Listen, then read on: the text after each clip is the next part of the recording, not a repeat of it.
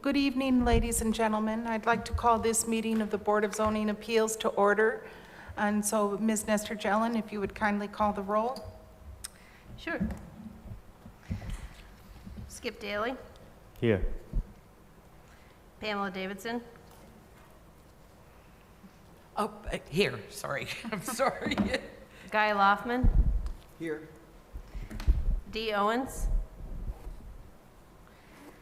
Margaret Clements. Here. Okay, so we have 4 members in attendance and a quorum. Is there a motion to introduce the evidence? Move to introduce the evidence. I'd like to introduce the following items into the evidence. The Monroe County Comprehensive Land Use Plan as adopted and amended. The Monroe County Zoning Ordinance as adopted and amended. The Monroe County Subdivision Control Ordinance as adopted and amended. The Board of Zoning Appeals Rules of Procedure as adopted and amended. And the cases that were advertised and scheduled for a hearing on tonight's agenda. Is there a motion to approve? I'll make a motion to approve. Second. Okay, it's been moved and seconded to approve the evidence. Pamela Davidson, Yes. Guy Loftman, Yes. Margaret Clements. Yes. Skip Daly. Yes. Motion carries 4-0. Is there a motion to approve tonight's agenda? I'll make a motion to approve tonight's agenda. Second. Okay. It's been moved and seconded.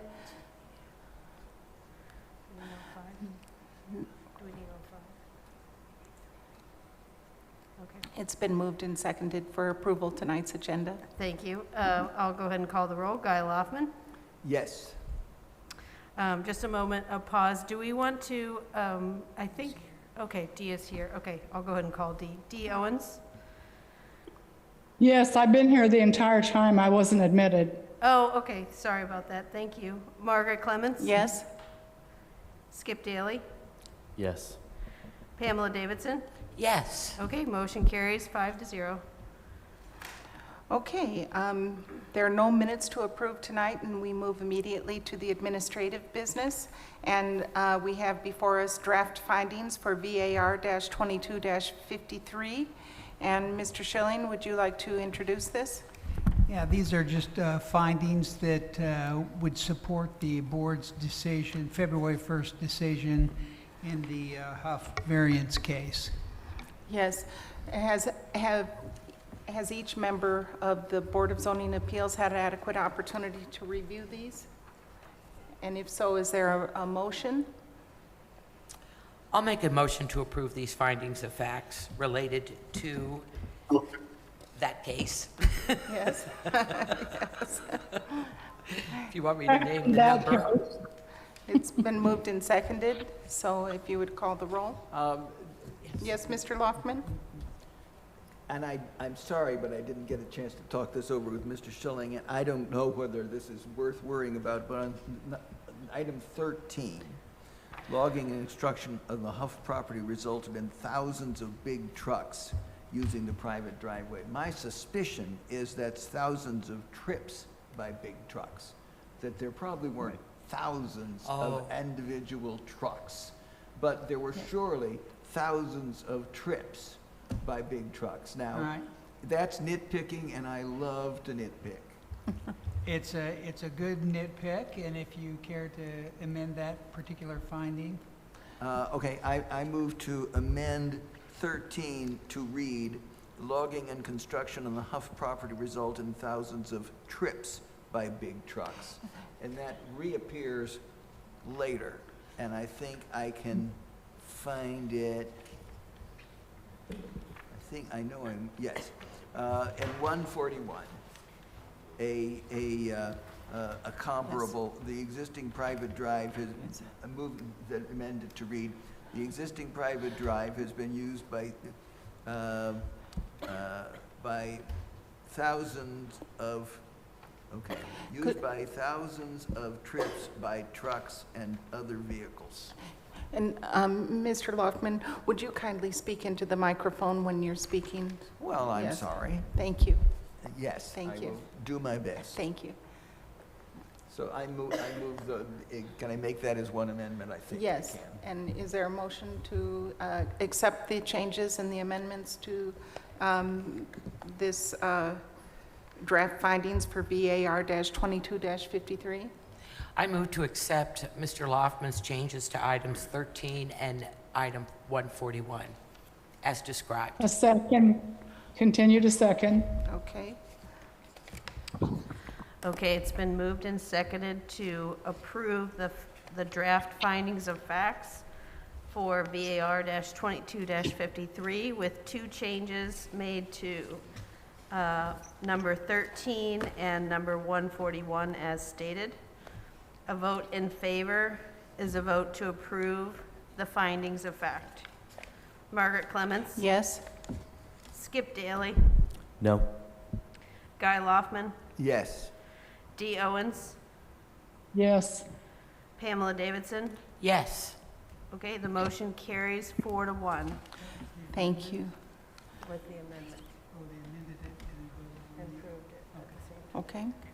Okay, moving on, we're in new business, and the first item under new business involves 2 variances.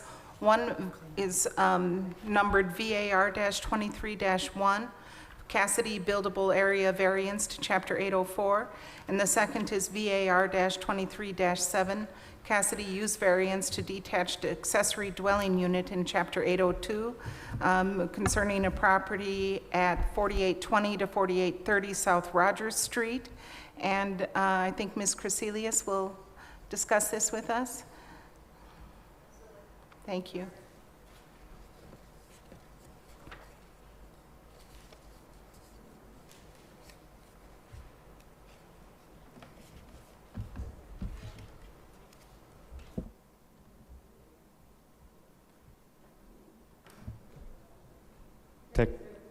Technical issue with the microphones for the staff. The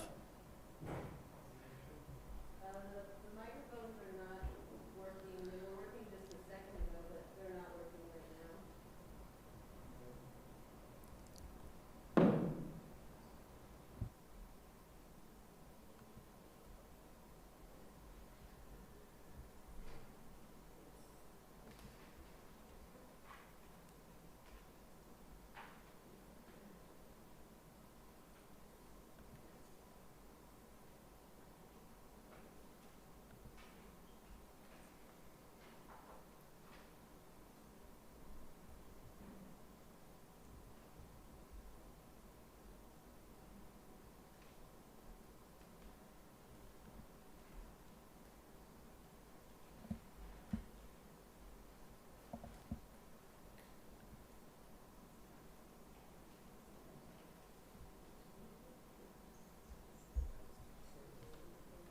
Just bear with us while we resolve the microphone issue.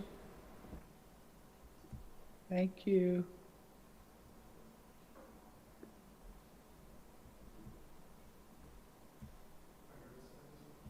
Yes. Yes.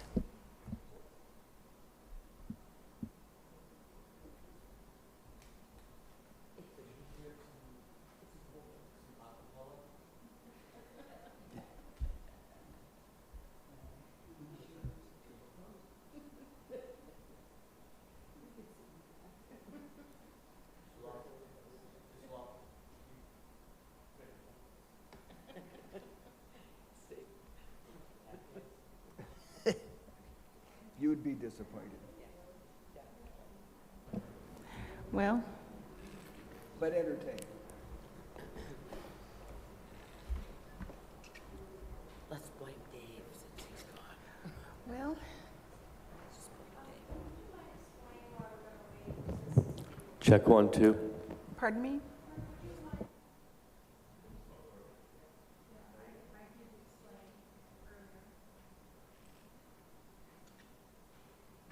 Should we use one of the extra mics?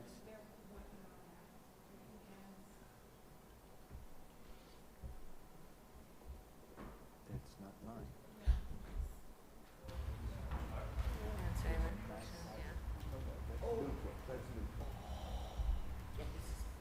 I guess if that mic works, you could use that mic.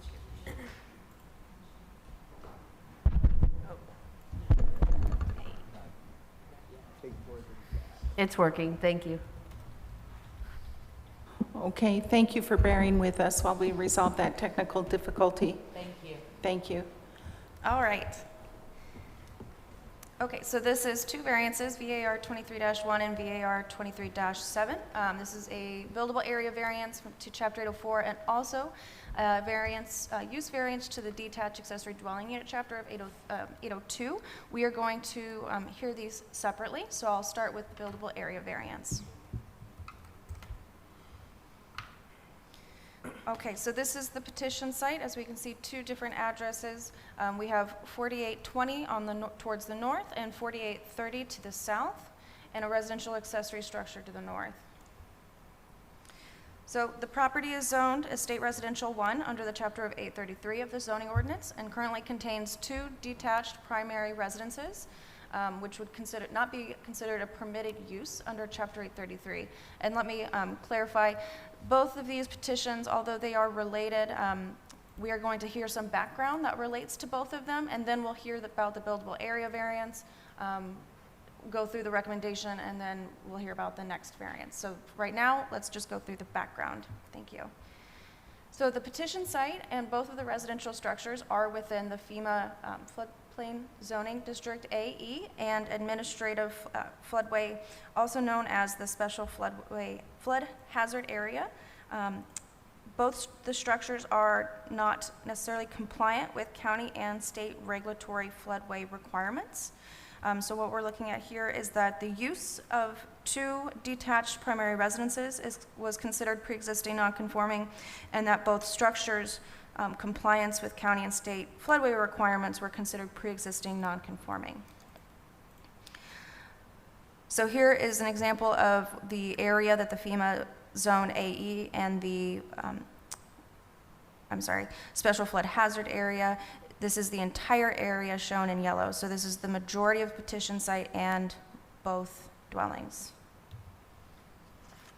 So for some background, under Chapter 833, it states that any legal pre-existing non-conforming use shall continue until or unless modified or terminated, and that normal maintenance and repair of a building or other structure containing a non-conforming use may be performed, provided there is no physical change to the building or structure or intensify the non-conforming use. Also in Chapter 803-1A, it states that no legal pre-existing non-conforming use of land and/or structure may be enlarged, moved, or otherwise changed, except that such use may be changed to a permitted use unless a variance from the terms of these ordinances is obtained from the board. So in July of 2022, the building department received a complaint for unpermitted work.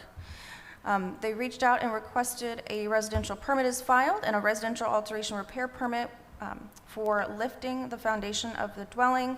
That would be R-22-763, is for moving the structure to the west of the original location and elevated and raised by 11.3 feet. The building department issued a stop work order on 7/21/22, and this is for the property addressed as 4830, so the southern dwelling unit on the property. This is a photo from July 2022.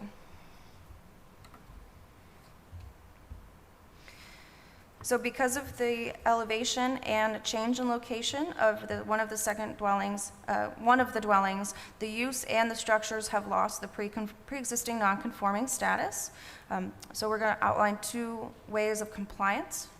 So compliance for elevating the structure after the fact permitting is required. So from the state, a DNR elevated abode permit; from the county, a development in the floodplain permit; and a county residential building permit. For the compliance with having two dwellings on the property, the route would either be to apply for a use variance or demolish or remove the structure.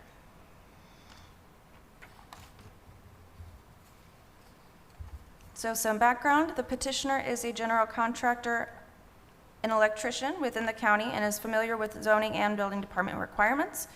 The petitioner's reasoning to relocate and raise the structure is because the structure regularly floods.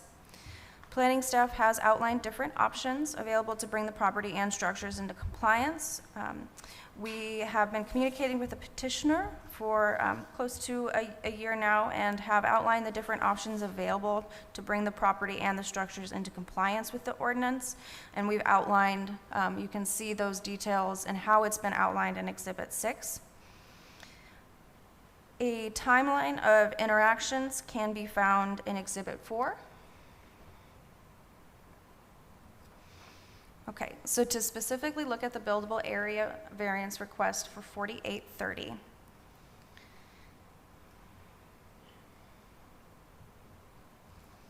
So the petitioner has submitted a certified plot plan for the property.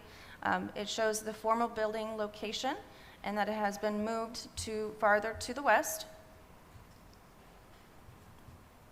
This is how the home currently looks as of February 2023.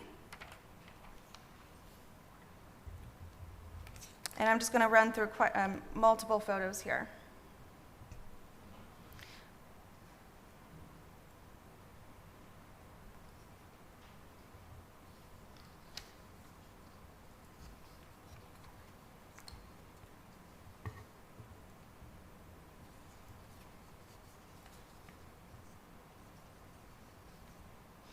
So on the right is the elevated structure. Directly in front is the northern dwelling, and then the structure on the left side of the screen, that is the accessory residential structure garage.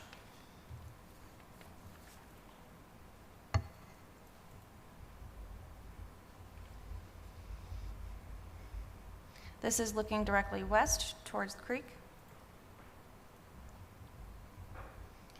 The petitioner has submitted architectural plans that shows how this will be an elevated abode once completed. This will have, as an elevated abode, it will be required that an affidavit is recorded that the first story will never be able to be used as a residence. It will stay as an area that can be used as a garage or storage, and will be required to meet certain standards for being located in the floodplain, and that includes having floodplain vents. So in the case of a flood, water can flow through the structure without hindering the floodplain area.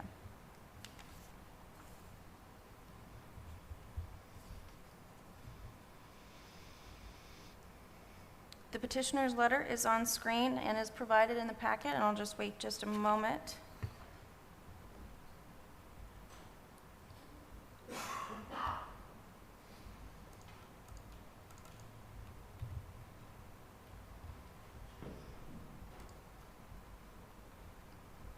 Okay. So the petitioner has applied for this one design standard variance from the buildable area chapter standards from 804. The buildable area standard states that any building or structure constructed after October 2nd, 2015 must be located within buildable area, and that the following shall not be included as buildable area and includes special flood hazard area as specified in chapter 808.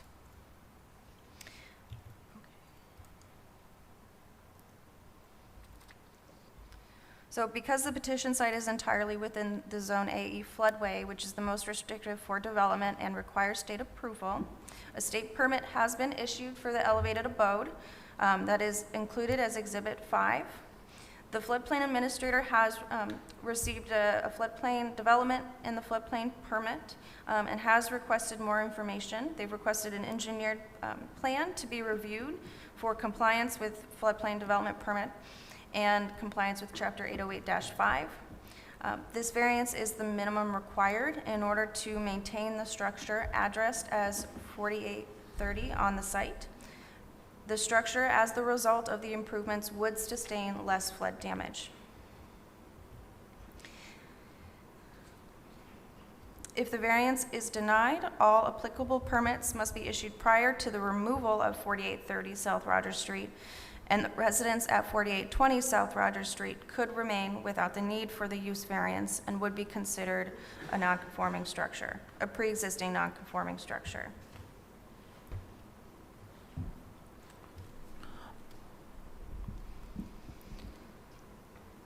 So staff recommends approval for the buildable area variance to Chapter 804, VAR 23-1, with the following recommended conditions.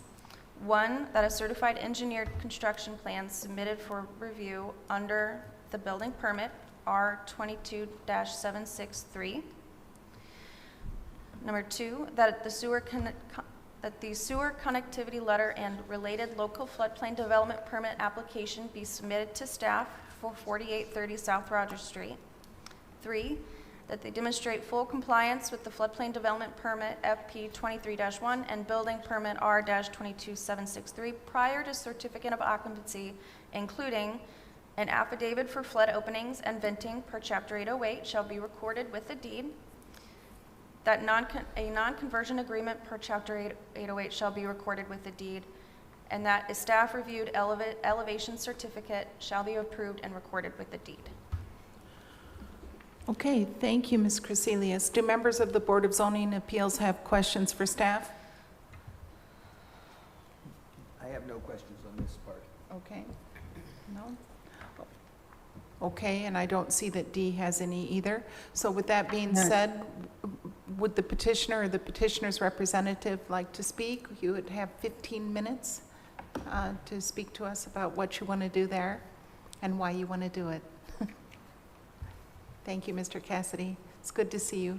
Good evening, Randy Okay. Cassidy, the petitioner on this project, and this is intended to be the, I'm sorry. Oh, yes. Yeah. Would you please raise your right hand, and do you swear to tell the truth, the whole truth, and nothing but the truth? I do. Thank you. Thank you. Thanks. Sorry.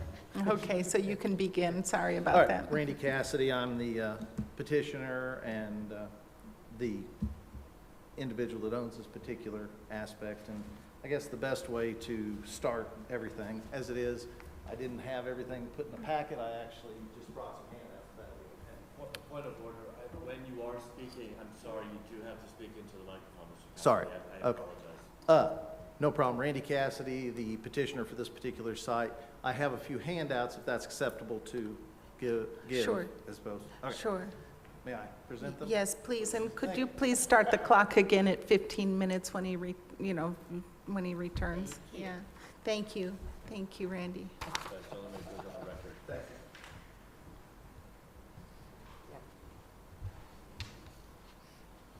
you.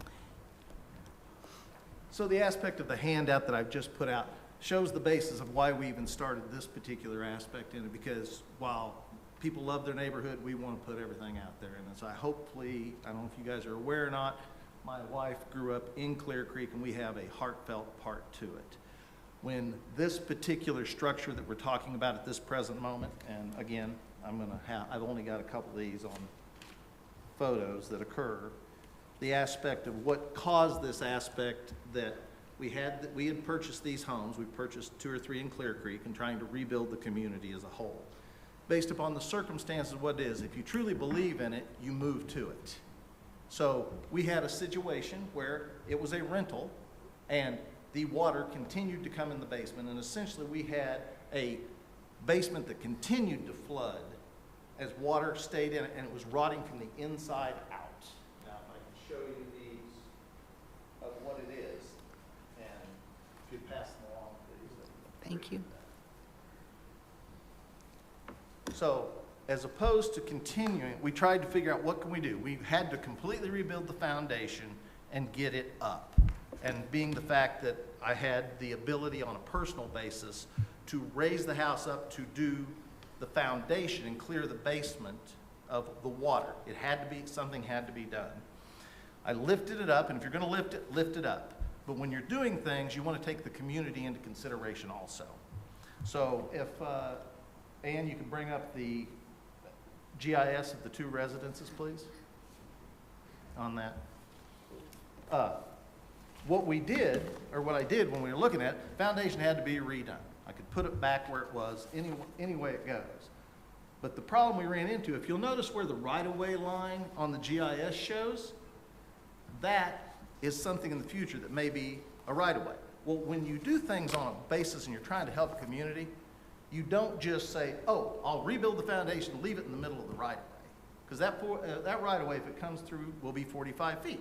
So you don't want a residence that at some point would impede the county on anything they do. So that's the reason for moving it back. Moving it up was to take care of the aspect of where it was going to continue to have water. Bring it up, do it right.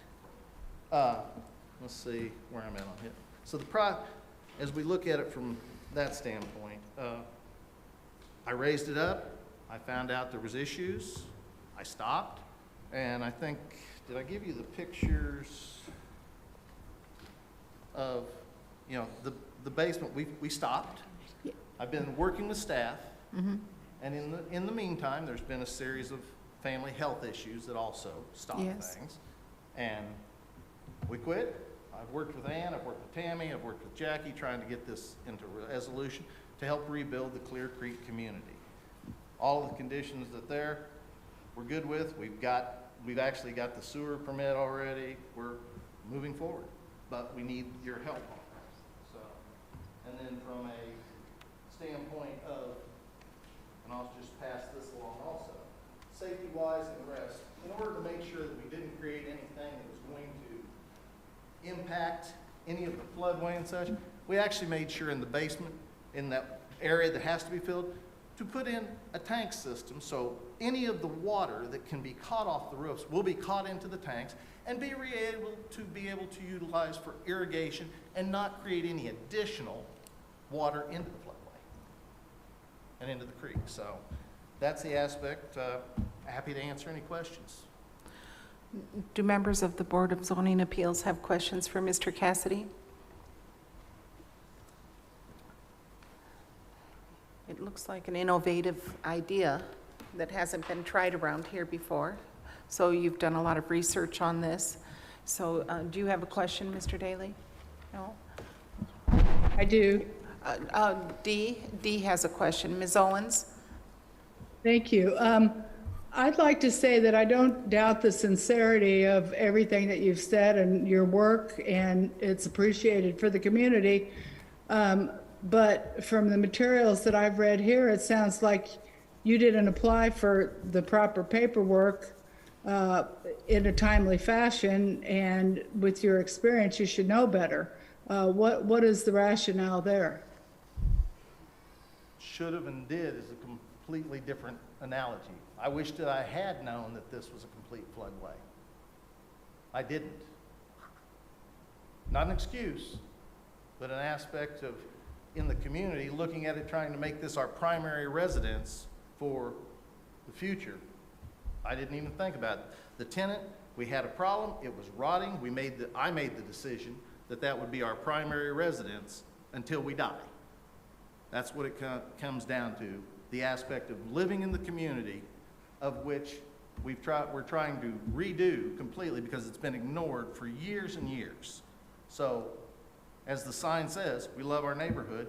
We thought it would be best to build. I didn't think about it, Dee, to be quite honest with you, that it had these issues from a floodway standpoint at all. Because the rebuilding of something, and I'm not sure how to explain the aspect of when a community or a building or anyone is ignored and let to go, eventually it just tears down. And you have to look at it from a standpoint of what are we going to do? Now, had I known all the floodway aspect, completely different. It's there. It's a residence. They've been there since at least 1920. They've both been there.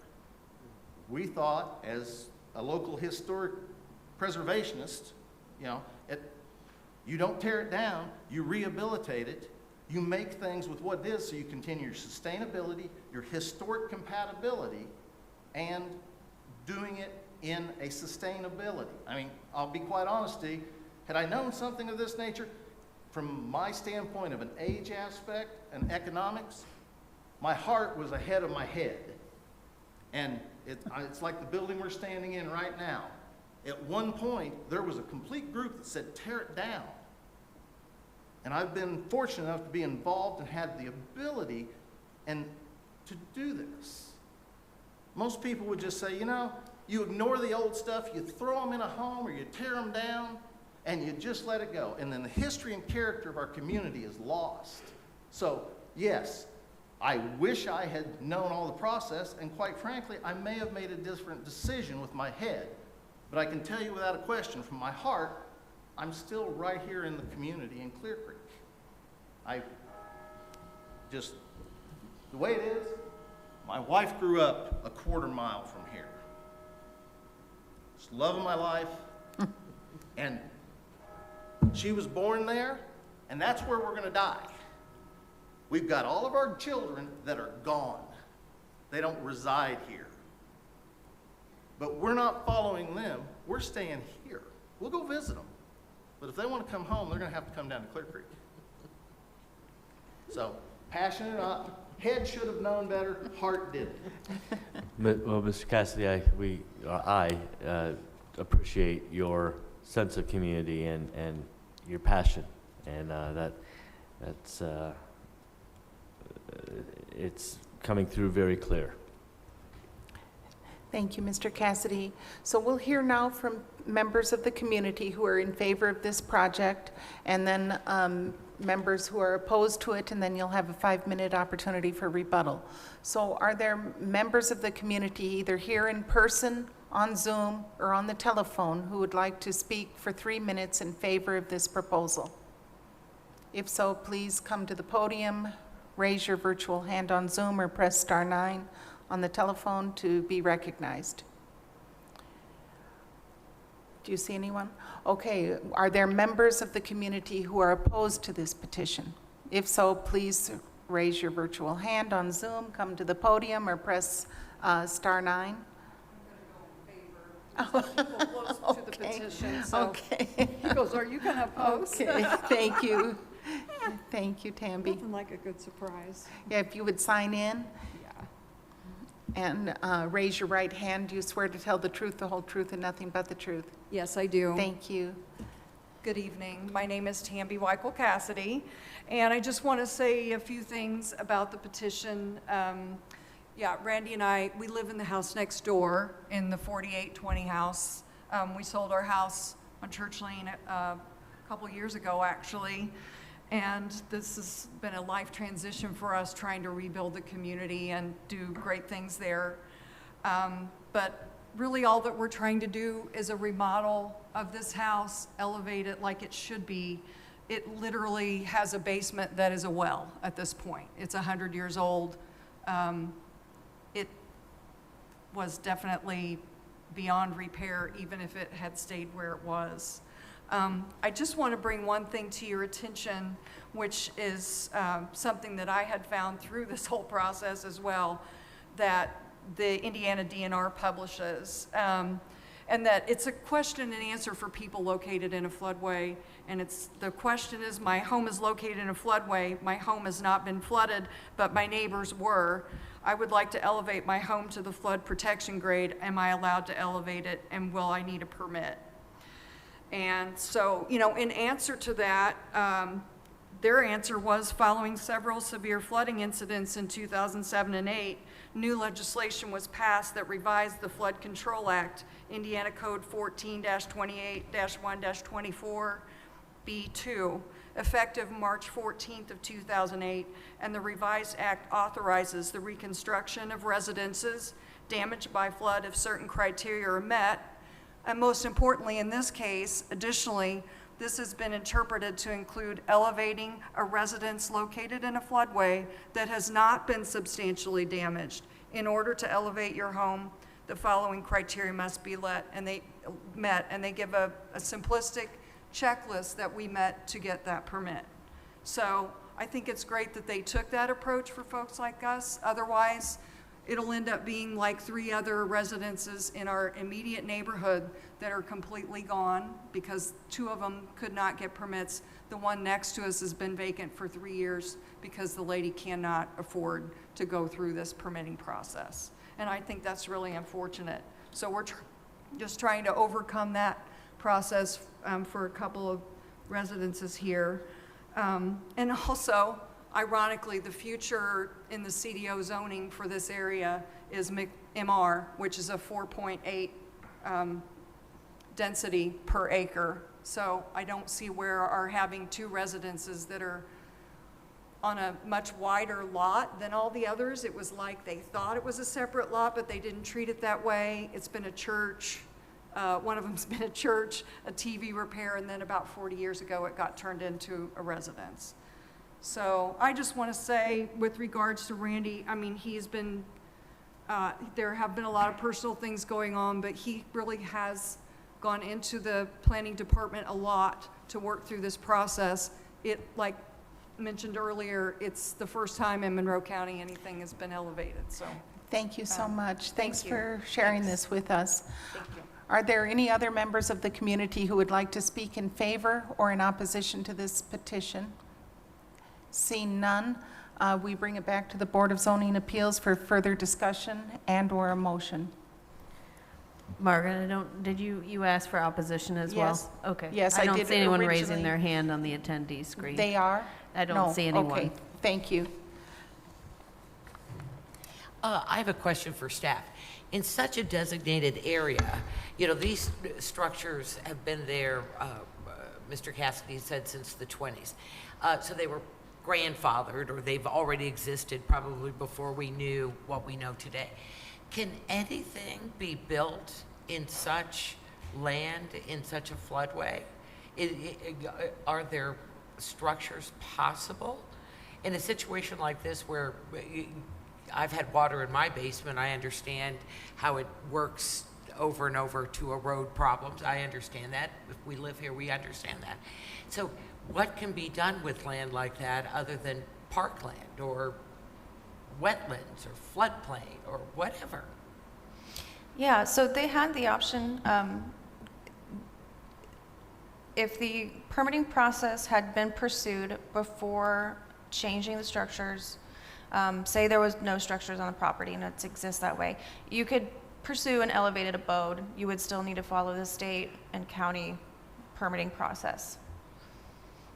They're simply doing it now after the fact for the structure. I'm going to add to that answer as well. I'm the floodplain administrator for Monroe County, so I'm charged with enforcing our local ordinance to make sure that we're in compliance with the National Flood Insurance Program. If we don't follow it, people lose insurance, basically, and possibly federal dollars for natural disasters. So with this area, it's a Zone AE floodway, which is the more dangerous.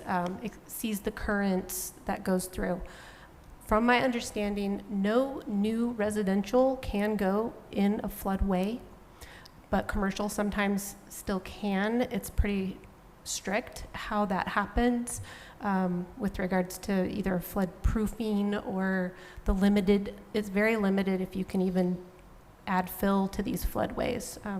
So I just want to say, like, new residential, no in this area, but yes to some commercial if they're willing to go out on a limb and try it.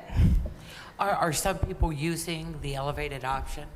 This is my first elevated abode that I've seen in my 10 years here.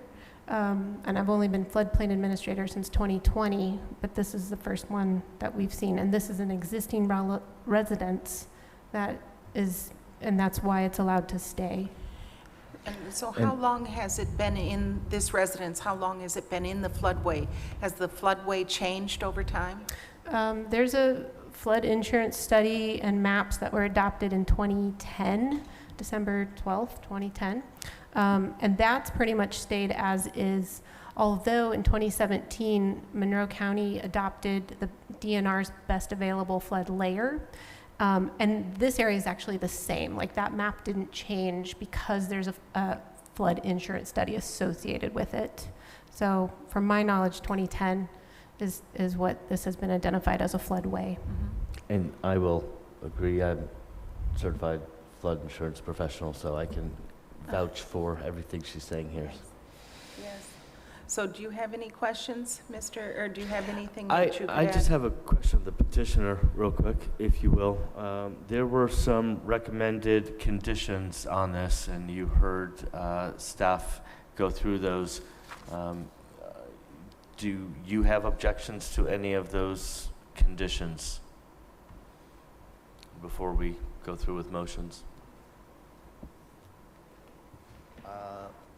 I don't think I have any objections to the conditions accordingly. I just ask that we work to get it done prior to, you know, Christmas, to be quite honest with you, because I'd really like to have it complete so I can have Christmas there. Yeah, that makes That's sense. Yeah. All right. Well, I'm going to step forward and recommend approval of variance 23-1, including the conditions set, the 3 conditions set aside by staff. And would staff like me to go through each one of those conditions, or is that good enough? I can read them with the motion. Yes, Okay, so I'll leave that as my motion. but Mr. Daly, is it because you find that this variance would not interfere with public Absolutely. health, safety, general Yes. welfare? Yes. That the use of the land adjacent to the property would not be harmed in value, and that the need for the variance really arises out of some peculiar aspect That of is the land? absolutely why I'm making this motion. Okay, is there a second for the motion? Oh, I have to second that. Okay, thank you. Okay, it's been moved and seconded to approve VAR-23-1, which is the Cassidy buildable area variance to Chapter 804. The following conditions will apply. 1, a certified engineered construction plan submitted for review under R-22-763. 2, sewer connectivity letter and related local floodplain development permit application be submitted to staff for 4830 South Rogers Street. 3, demonstrate full compliance with floodplain development permit FP-23-1 and building permit R-22-763 prior to certificate of occupancy, including A, an affidavit for flood openings and venting per Chapter 808 be recorded with the deed. B, non-conversion agreement per Chapter 808 be recorded with the deed. C, a staff-reviewed elevation certificate shall be approved and recorded with the deed. A vote in favor is a vote to approve. Guy Loftman, Yes. Dee Owens, Yes. Pamela Davidson, Yes. Margaret Clemens. Yes? Skip Daly. Yes. Okay, motion carries 5-0. Thank you, Mr. and Mrs. Cassidy. Thank you. Good luck to you. Yeah, they're up again. Oh, you're up again? Yeah, right here. Oh, lovely. Okay, so the next item on Yeah, that way. on the agenda is, So we will move forward with VAR 23-7. Yes, right. oh, okay, we did not do them together. No, we did not. We did Yes. not. If the Okay. previous variance had been denied, we would not have heard this I variance see. tonight. So let's move forward with 23-7. Okay. This is the use. Okay. Yes. Okay. So this is the use variance to have Got it ahead of allow a myself. detached accessory dwelling unit. And this would be permitting 4820 on the same property. Okay. So we're already familiar with the site. The 4820 is the property on the structure on the right. And here's just a quick view of the outside from the back. So in order to be compliant for the pre-existing non-conforming use, that is no longer because of the change to 4830, the options were to apply for a use variance or remove the structure.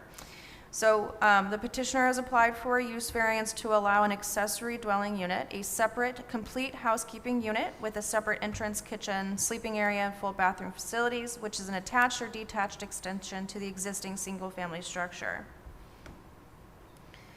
So this specifically would be called a detached accessory dwelling unit, or a DADU, from Chapter 802.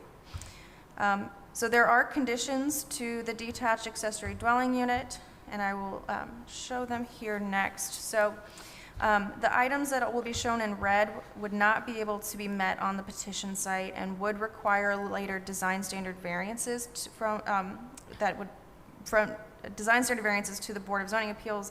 And if this use variance is granted, these design standard variances would have to come back. The lack of compliance with the required conditions of the DADU further supports the recommendation of denial.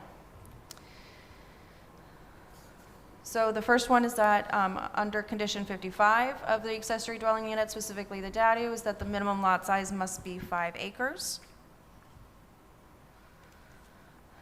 The next is number 2, that the dadu meet current standards of the residential building, mechanical, electrical, energy, and environmentally critical area codes. Number 5, that a dadu must have a permanent connection to either an approved septic system or sewer system. And number 7, that each dadu lot shall have a separate buildable area for each dwelling. The buildable area required for this zoning district would be 1 acre. So this standard would require that there would be 2 acres of buildable area. The property is 1.25 or under an acreage.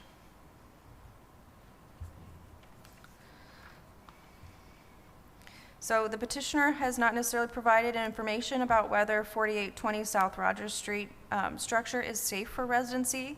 The state of Indiana has not issued any documentation for this structure in the floodway. It does not have an elevation certificate, nor has it been inspected for compliance with Chapter 808. Since the structure was considered pre-existing non-conforming, it had not met the standards to date. However, the alterations to 4830 South Rogers Street has initiated the discussion of compliance for this structure. If this variance is denied, the petitioner will be required to remove the structure from the lot by relocation or removal. If removal is pursued using a demolition permit through the Monroe County Building Department, state permits and a local floodplain development permit will be required. Included in your packet are letters, 6 letters of support that have been received. They are under the last attachment. Does So- anyone have questions for Ms. Crecelius or any other members of the staff? Mr. Daly? Just one moment, if that's okay. So staff is recommending denial for VAR 23-7 for the use variance for a detached accessory dwelling unit of Chapter 802. And the recommended motion, conditions, or reasoning is that the petitioner has not demonstrated unnecessary hardship, as there are several permitted uses under the RE1 zoning district. And therefore, a denial of this use variance would not effectively deprive the parcel owner of all reasonable economic use of the parcel. The request for this use variance is a self-created hardship because the petitioner did not seek out prior permits to initiating construction on the site, and that the petitioner has not provided information about whether 4820 South Rogers Street structure is safe for residency. By raising the structure adjacent is implied that both structures on the lot are vulnerable to flooding and should be brought into compliance.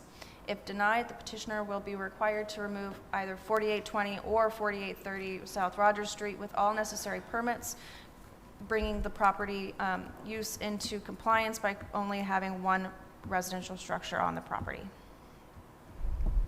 Okay. Okay, any questions for staff? Yes. I do have a couple questions. First of all, had the petitioner not elevated the other building on the property, these dadu standards would not apply because it was pre-existing? That's a question? That's correct. Okay. Okay. And with that being said, you had mentioned that you do not feel, staff's opinion is that the economic hardship has not been met. And I believe you had just said that there's many other uses for the property. Could you explain a few of those? Well, with the approval of VAR 23-1, that in itself would continue to allow 1 primary residence on the property. I'm sorry, could you say that one more time? Sure. So even with, you just approved VAR 23-1, that in itself is the use of a single family dwelling on the lot is permitted. Right, but this use variance is for the other structure. Correct. And so what is another use for that other structure that's on the property that you mentioned that there were many others? It's not the use of the structure, it's that the use of the property already has 2 dwellings, so it's with the approval of the last variance, where it's already can have a use that's permitted under Chapter 833. So you're saying there's many other uses of the property now, but there's no other uses of that other structure that you could tell us? The structure could be relocated. It would have to have proper building permits and a floodplain development permit, and of course have to be relocated to another property. Would that not in its own be the definition of an economic hardship? So we're looking at a specific definition of hardship Exactly. within the zoning ordinance, yeah. Okay. Any other questions for staff? Mr. Loftman? Thank you. I'm looking on page 23 of the report, and it's got in red, the DADU must meet current standards of residential building, mechanical, electrical, energy, and environmentally. I'm sorry, Guy, you're very hard to hear right now. I'm sorry, I don't know. I don't know why I'm struggling with my microphone. Number 2, the DADU must meet residential building, mechanical, electrical, energy, environmentally critical area codes. Does this, before the building was raised, okay, are there specific failures to meet standards we know of? There is no evidence supporting either for or against it, but it now, because that pre-existing non-conforming status is lost, it has to show compliance. Okay, so it was fine before the building was elevated, and then it was not unless it's proved. Correct. Do we know anything about the sewer connection or septic connection? It is my understanding that it's the petitioner's intent to connect both residential structures if this were approved to sewer, as connection to sewer is a requirement for 4830, the house to the south. So sewer is available for this structure? It potentially could be, and I would like the petitioner to state whether or not they would connect both or not. Okay. Thank you. Okay. I can't see Ms. Owens if she has a question. Nothing for me, thank you. Okay, thank you. So if there are no more questions for staff, Mr. Cassidy, if you'd like to speak to us about this particular DADU unit. Okay, yeah, the DADU is the pre-existing non-conforming residence that we reside in, right beside. I'll address probably the sewer thing first. Permitted through the sewer for that's being installed. It was permitted under G20-2003-26-011B by Troy Powell, Senior Project Commission with City of Wilmington. So that sewer itself is to be connected. It's across the street. It's adjacent, yes. Yeah, it's there. Addressing the aspects in regards to the hardship, it is in a floodway. And it is a, it's the pre-existing non-conforming, and given the circumstance that you graciously approved us to be able to go ahead and rebuild the residence that will be our primary residence, doing anything to this one at the present moment other than living in it would be, economically and difficult to do. Living next door to where you're working on it, since I will be the one doing the work, is very beneficial. So, the other aspect we're doing is I showed you the tanks previously. We're going to run the runoff from this one in that, so we don't have additional runoff. It's just not going to happen on that one. The residence, it's one residence lot. Now, the habitability in regards to getting the inspection, the county does not have a neighborhood or a rental or a compliance on a residence. So I checked to find out who could. I checked also with the individuals that do home inspections. They do home inspections, but that just says to sell it, not to make it habitable. And I've talked to 3 of them, and none of them will say, well, it's habitable, but we'll tell you what it is from a sales standpoint. Now, in order to identify the habitability, I'd like to pass some photos. about 7 there. And at the present, that is our home. I did not put it in the packet because once it becomes the packet, then I've just showed the entire interior of the residence of which we're living, which, you know, it's not elaborate and it's not fancy, but it's home. And putting it out where you click on and say, oh, they've got a sunflower pillow. You know, it just didn't seem like the right thing to do. So I thought I'd bring the packet And a put it nice, that way. cute doggy. So consequently, on the hard shop, it's in a natural floodway. It's a pre-existing non-conforming historic structure. You know, it's unable to be permitted. There may be some uses, but I don't know what they are, other than just leave it where it is, live in it, and make the next one right. Fix this one up so that in the future, guys, as I said, kids aren't coming back, but at some point, I'm gonna need help. I wish I could say I didn't, but at some point, you know, Yeah. I'm not leaving, and somebody's gonna have to help me wheel me in.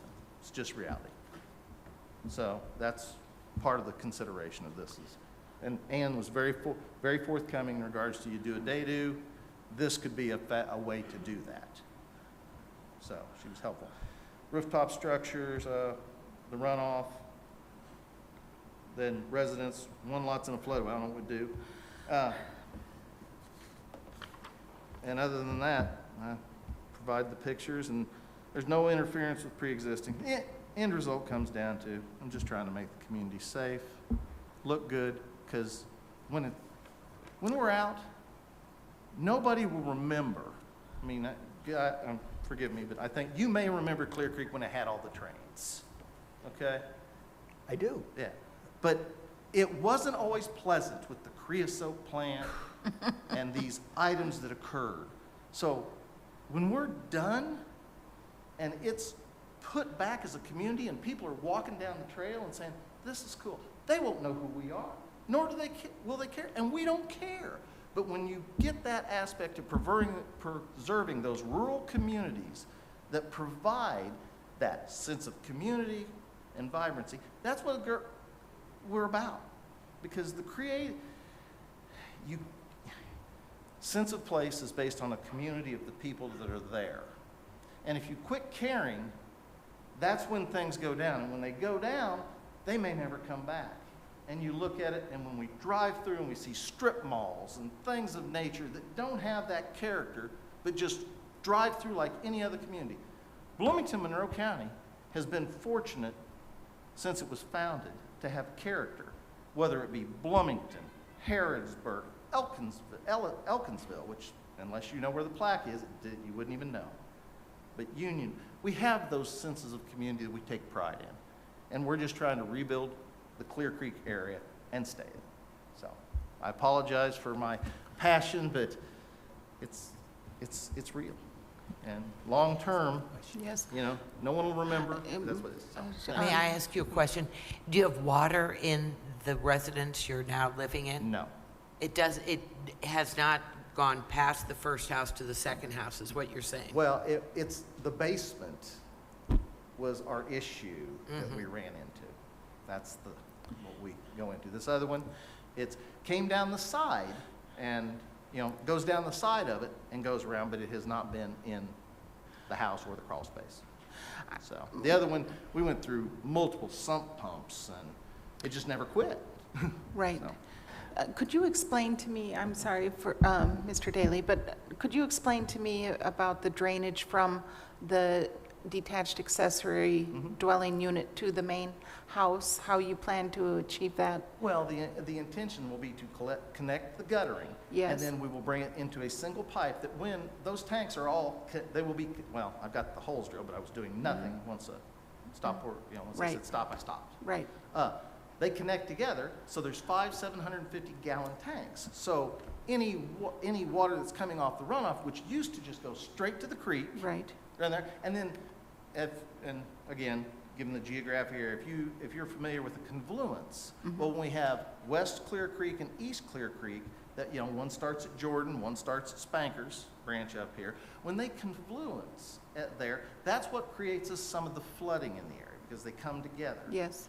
If we keep that runoff down into a storage area, and then it releases slowly, it works out. So what's now been coming off the roof that would go there will be piped in off the gutters, go into the tanks, and then be able to help, and then, quite frankly, be utilized to irrigate with natural water instead of chlorinated.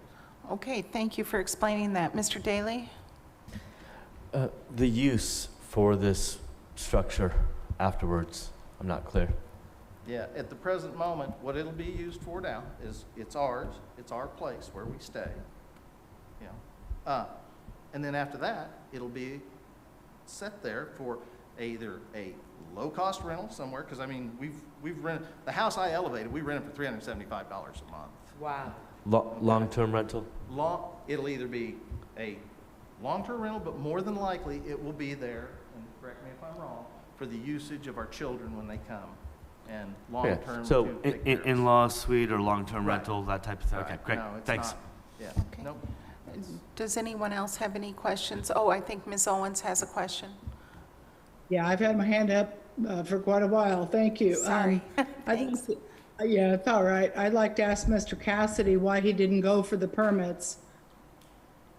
I just raised it because the aspect of what it was, and I thought, okay, I can raise it up, see what I got, and I didn't really think about it until such time as I got it up, so I stopped the problem. And at that point, it was what would you consider that? A novelty for individuals coming by. Yeah, I agree. It looks like something built on an island in the South Pacific, actually, but it's true. But to me, by raising the house, you demonstrated that you knew about flooding, and yet you just said you didn't know about flooding. So I is it? I knew my basement had an issue. I knew it needed to be elevated. What I didn't know was the aspect of the floodway and what the consequences of lifting something up was going to be. Full disclosure in regards to it, do you know who Bobby Helms is? Do you remember Bobby Helms? Mm-hmm. Mein Fraulein and Jingle Bell Rock. I moved his house and did a very similar thing 20 years ago. So I didn't think anything about it. I had time. At the time, I was trying to save things. Didn't even think about the consequences of the waterway at all. Didn't even know about it until such time as it was demonstrated to me by the floodplain administrator and the planning commission. Okay, thank Yeah. you. Zoning, yes. Floodway, had no idea. But that doesn't excuse me. Thank you, Mr. Cassidy. Okay, we'll turn now to members of the public and those who are here or online or on the telephone to speak in favor of this petition. You'll have 3 minutes. Welcome back, Tamby. Hi there, me again, Tamby Weichel Cassidy. So I just want to add that, Randy and I really believe in repurposing things. Like we built our other house from a lot of repurposed items. We value something existing and what it can be and serve to people so that we don't keep using so many resources in our environment. We think that saving another house is providing another place for people to live. It's reasonable in price. And again, it's an example of how we can save from building a new house somewhere, a new development somewhere else in the county. And we think that's really important. We think it's important to redevelop lands that have already been used for something else and they're underutilized. And so, we just chose this as our home. We like the location and it's home. So thank you so much. Thank you so much. Thank you. Is there anyone else in the public who would like to speak in favor of this petition? If so, come to the microphone, raise your virtual hand on Zoom, or press star 9 on your telephone to be recognized. Is there anyone who would like to speak in opposition to this petition? Please come to the podium, raise your virtual hand on Zoom, or press star 9 to be recognized. And staff, if you see anyone, let me know. Then I bring it back to members of the Board of Zoning Appeals for further discussion and/or a motion. Well, let me be frank here. I live on the same block. It's a Yes. great big county block Yes. these properties are on. And it's also the same block Tampi grew up in. I've known her since she was a teenager, but I've never had any professional relationship or anything with their family. And I've lived in this house for 46 years, and no, 48 years. And Clear Creek was the one of the saddest little skeletons and corpses of a community that you could live near and drive by every day. And then Randy and Tambi said, "Love your neighborhood." They put up this sign. It was sweet, and they've done more for this community than anybody has done it. Certainly more than me in the years I've lived there. This is one more step in making it better. And one of the things that demonstrates character of a community to me is continuity of structures. I owned the Morgan House, a historic building, for many years, and I'm a strong believer in not tearing down things we need to and in preserving things. Our house was built in 1927, and this meets my standards of saving things that can be saved and improving the community with the one we've already granted. And I am comfortable with saying this is in the community interest, and I'm satisfied that all the sewer is going to be properly handled, that there's the building does look habitable to me. I assure you, I've lived in less habitable places in my younger days, and so I move to approve this, and let me get back up to page. And Guy, I just have one comment, just one comment in general from staff, if we can. Either before you make a motion or after you make a motion, I'd like to make a comment about it. Yes, please make your Okay. comment now. So if there is a consideration for approval, staff would like to have the BZA consider some conditions associated with it. Do note that the structure we're talking about, 4820 South Rogers Street, is in the floodway. And so with approval of this variance, you're allowing that residence to maintain in the floodway for perpetuity. And as they're requesting it, there would be no improvements made to that structure that would meet anything that would be required in Chapter 808. So we do have some conditions that we would like you to consider, but if the petitioner would like to respond to some of those conditions, we feel that might be necessary as well.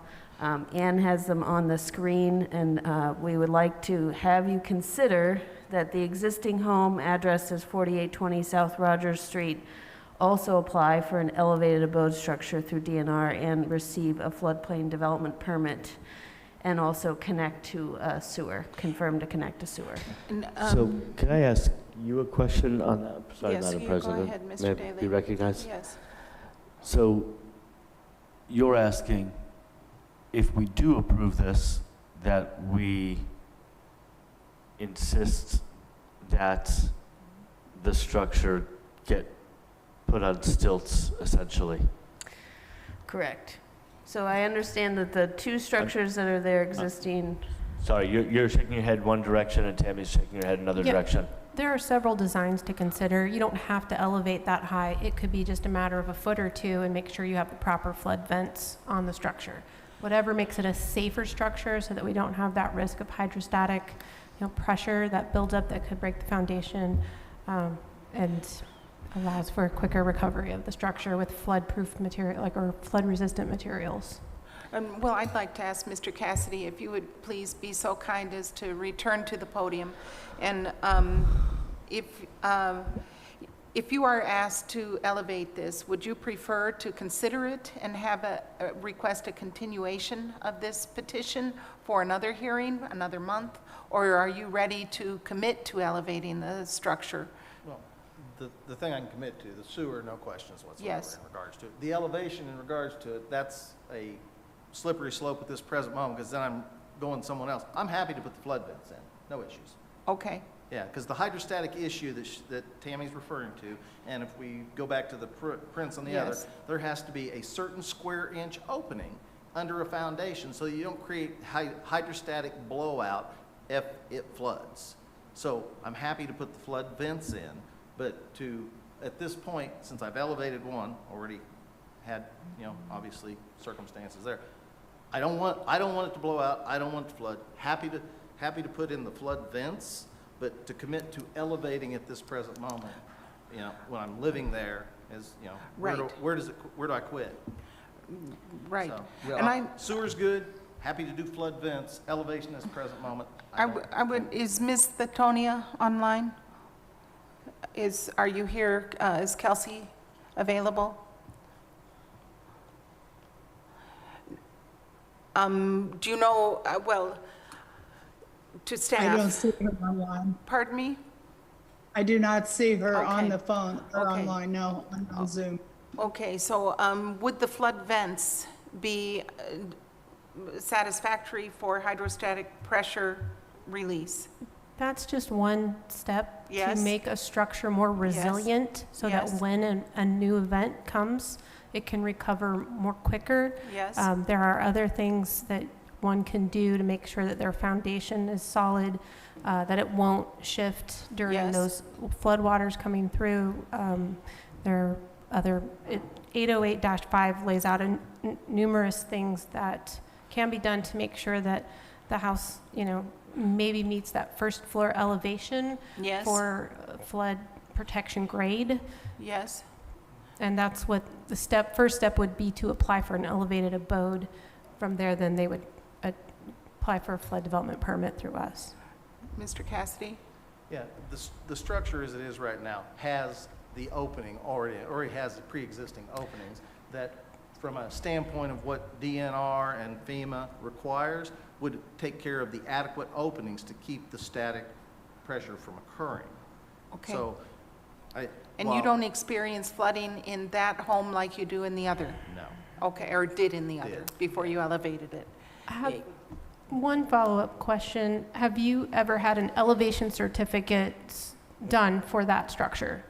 Does it meet flood protection grade, the first floor? Have you done that before? I did Like, we're not. kind of clueless. We don't know where it's at with Well, where it is. I'm happy to go out and I've already got the elevation established, so let's look.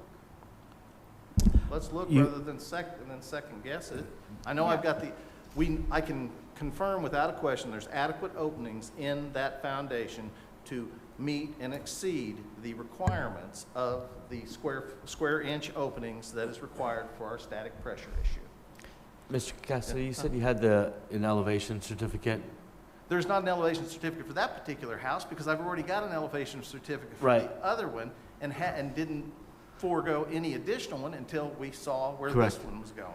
Okay. Because I will tell you, Frank, and I'm blessed and fortunate that I've been able to have the economic ability to be able to do that. That elevation certificate that Ms. Berman is referring to was $3,650. Oh, they are, That was they're for pricey. the one that is elevated. Consequently, I have not went and done an additional one there because I didn't know if I was going to have to tear it down. Right, So, right. tearing your primary enough. residence. So, we can shoot, we can go out with the laser. I can get Bynum Faneuil, one of the engineering firms here in town, to go out and put a grade mark because we know where the elevation is because we've done the elevation certificate for the abode, and the other one sets, 25 feet away. Right, so it's pretty similar. It's very, Yeah, and I'm happy to show everybody where it Right. is, so we don't have an issue. I just know that elevated abode, going Yes. through the permitting process and all the rest of it, will delay the aspect of, do I stay? Are they gonna let me live? Yes. Will I have to move out? Yes. Can I finish one before we go do anything to the other? Yes, So, okay. I'm okay with number 2, and I'll make sure there's enough square inches opening in there to meet that, but I can't agree to go through the other Okay, present law. thank you, Mr. Cassidy. Okay, further questions from members of the? Tammy, could I ask you another question? So with the new standards now, it's all AE then, is that correct? Correct, yes. Thank you. Okay. And any further questions? I just wonder if this should be delayed for a month so you can do those last checks that you're concerned about.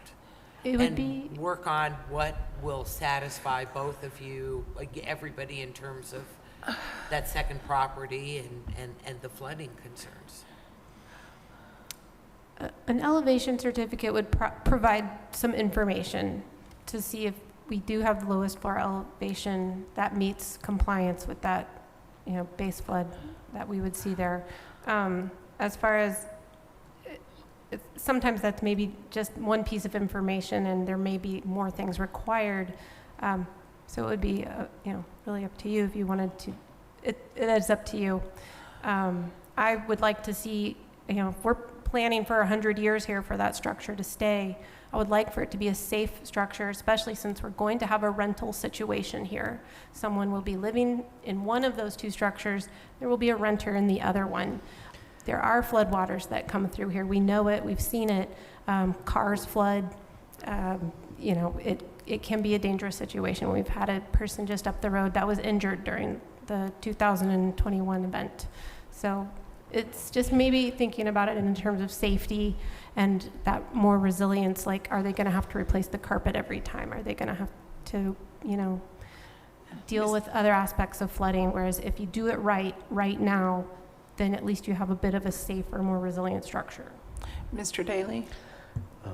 Interesting that you talked about 100 years because it's lasted 100 years. And in addition to that, had the petitioner not gone through to find ways to protect these homes, this wouldn't even be an issue. So it would still be there for 100 years as is. The petitioner seems to be willing to meet halfway.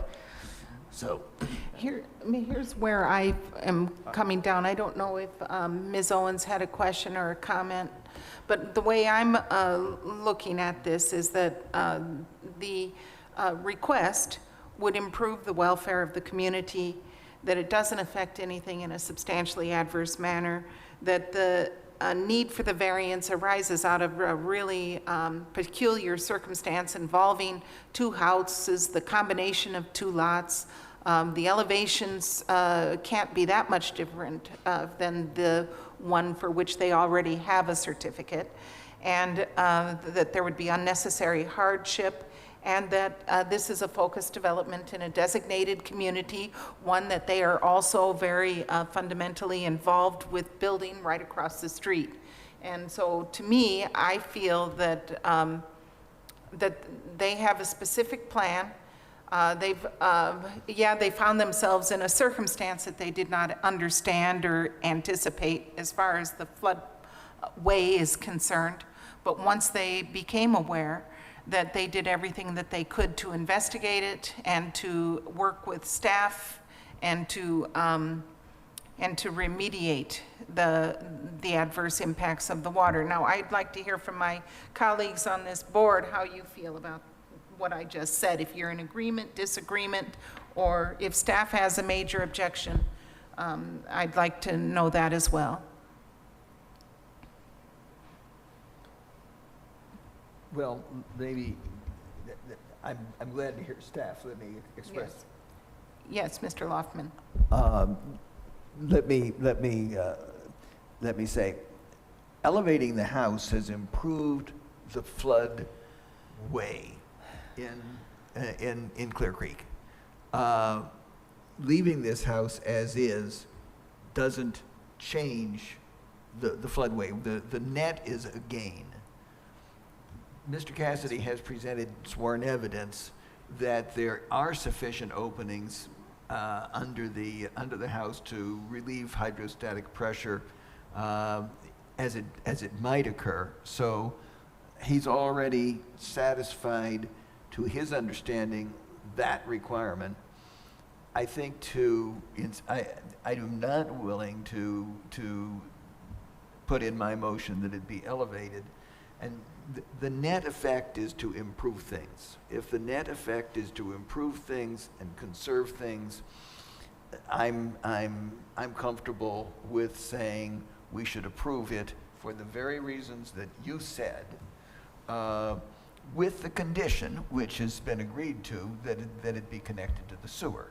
Yes. This is critical. So I think I made a motion. I think you did. To approve it, and I would add to the motion the condition that it be connected to sewer. And your motion, I'm assuming, is based upon your belief that this meets all the criterion in 812-5, A through E? Yes. Okay. Which were recited Just asking. by our chair, yes. Yes. Is there a second on this? Oh, I'll second that. Okay, it's been moved and seconded to approve VAR-22-7, which is the Cassidy use variance for a detached accessory dwelling unit based on Chapter 802, and this is approval based on BZA revised findings as stated in the testimony, with the condition that the applicant or petitioner approve connection to sewer to the structure. A vote in favor is a vote to approve the variance. Dee Owens? No. Pamela Davidson? Yes. Margaret Clemens? Yes? Skip Daly? Yes. Guy Loftman? Yes. Okay, the petition is approved 4-1. Okay, thank you. We're moving on to the third item under new business, which is VAR-23-4, Bloomington Self-Storage, buildable area in a special flood hazard area. And this is a variance to Chapter 804 concerning a property at 2450 South Curry Pike. And Mr. Myers, if you would be so kind to review this with us. Thank you. So I did receive a message from our floodplain administrator, who then relayed a message from one of the petitioners, and that they will be seeking to continue this petition this evening to the next meeting, which would be, I believe, May, get the date here, May 3rd.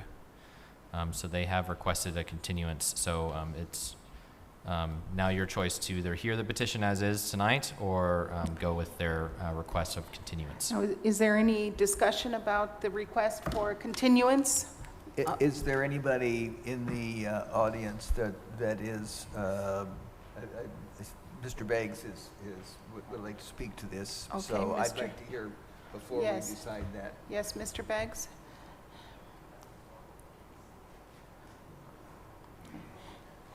Good evening, Bill Beggs, Bunger and Robertson here on behalf of the petitioner. We understand that there's been some delay in the MS4 coordinator's ability to review the LOMAR approval that was received from FEMA, I think February 21st or thereabouts, maybe delivered 23rd. And so for that reason, we thought it would be helpful to the staff to be able to let the MS4 coordinator have a chance to review FEMA's decision to have amended the map. And of course, you've got plenty of record that DNR has also weighed in favor of this, but we understand the MS4 coordinator has not had a chance to review this yet.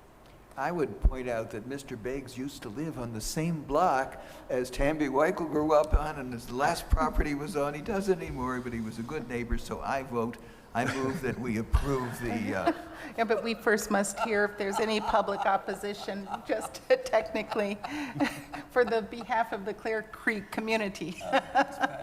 Is there any member of the public who would like to speak in favor or against the request to continue this to the May meeting of the Board of Zoning Appeals? And if there is none, then you made a motion, I Mr. move Loftman? that we, Oh, grant the There's one continu- person. there that is wishes one to person, speak. Mr. Josh Rogers. If you can unmute yourself. Thank you. This is Josh Rogers. With American Structure Point, we submitted the initial application for the variance. I just wanted to second what Mr. Beggs has said. Based on the staff report that was available for this variance, with the MS4 coordinator not having the opportunity to review the Lomar materials that have been submitted, we would like to request the continuance to next month so that the MS4 coordinator can review the Lomar and provide any sort of feedback in that time. Okay, thank you, Mr. Rogers. Well, there is a motion still on the table, and if there's a second, then we can move on. I'll second that motion.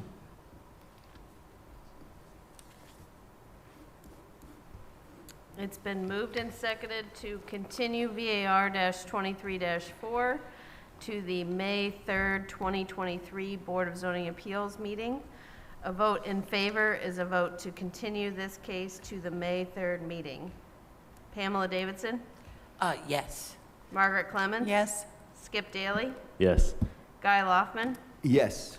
Dee Owens. Yes. Okay, motion carries 5-0. Okay, thank you. Thanks for your patience. Yes.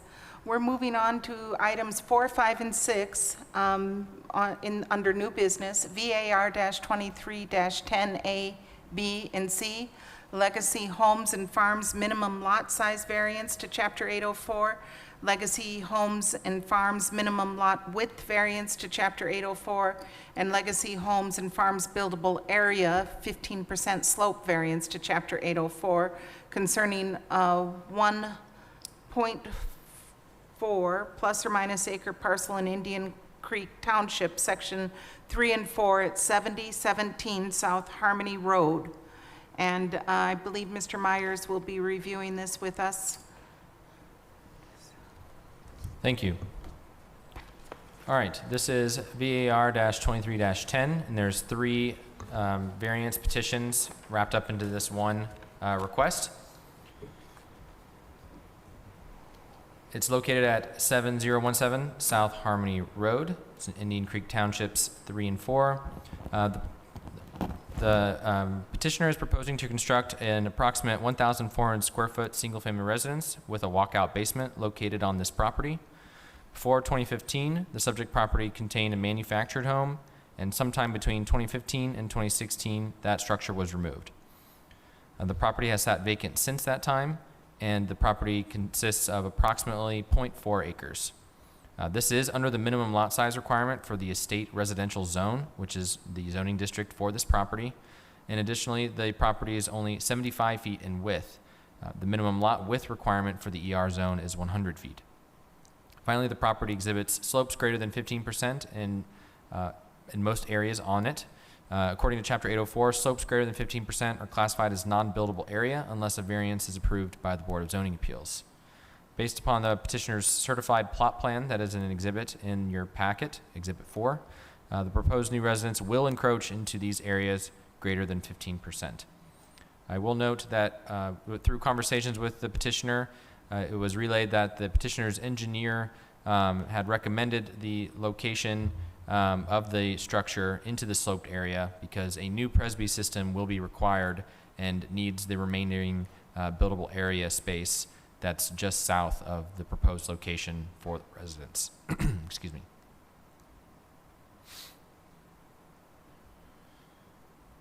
Okay. So here we have the location map as well as the site conditions map. Please note that these parcel lines that are shown here do appear to be off. They are pulled from Elevate GIS data that isn't always 100% accurate. We do have a certified plot plan in this packet, and that has the surveyed property lines, which are the most accurate for this property. Again, some of these lines are a little hard. They're not depicted with 100% accuracy, but it does help you at least get an idea of the current topography and just the landscape of the area. So it's right in between these two existing homes. There's a lot 75 feet in width. Here we have some photography from the ground. You can see the old mobile home, manufactured home structure in the distance there. That has since been removed. It's back in here where the cursor is in the shaded area of the trees. Here we have the letter submitted by the petitioner, Mr. Rick Deckard, and then as well as an owner consent letter.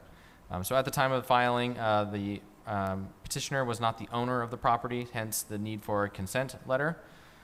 And in both of these letters, it's articulated what the intention is behind this petition, and that is to construct a single-family residence. You'll note in the owner's consent letter, there's some language about a driveway easement resolution serving the neighbor's driveway.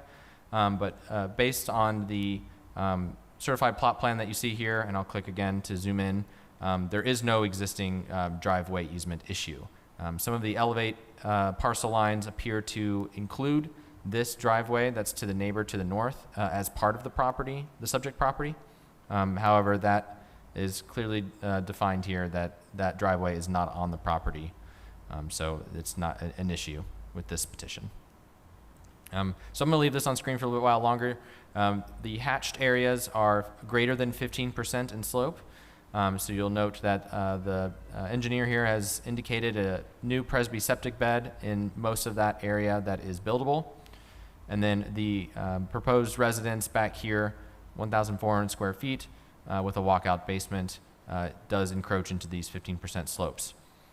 The layout of the location of the proposed home will abide by side yard setback, rear yard setback, and front yard setback. But it is those lot dimensions that require the variance approval. And here we have a plat of a survey that was done by, let's see here, Mr. Kevin Potter.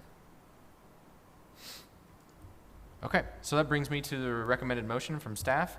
Overall, staff recommends approval of all three variances. Approve the minimum lot size. Any new development on the property would first require a minimum lot size variance. And the property contained a single-family residence in the recent past. Approve the minimum lot width variance, citing the similar rationale. Any new development on the property would first require a minimum lot width variance, and that the property contained a single-family residence in the past. And finally, approve the buildable area 15% slope variance, citing that practical difficulties have been met. The remaining buildable area on the petition site is needed for a new septic system and therefore cannot be utilized for the proposed residence. And I'll take any questions. Do members of the Board of Zoning Appeals have questions for staff? Mr. Loftman? Yeah, I'm a little, I'm usually pretty hesitant to allow any construction in the 15% area. Now, this isn't close to the lake.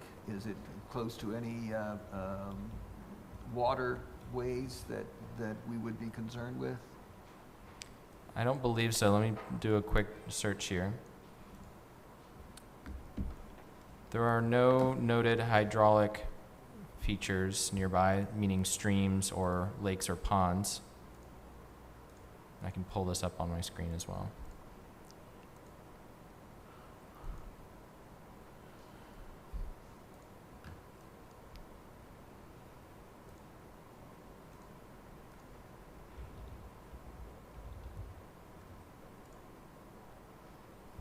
And it is not in the Lake Monroe watershed.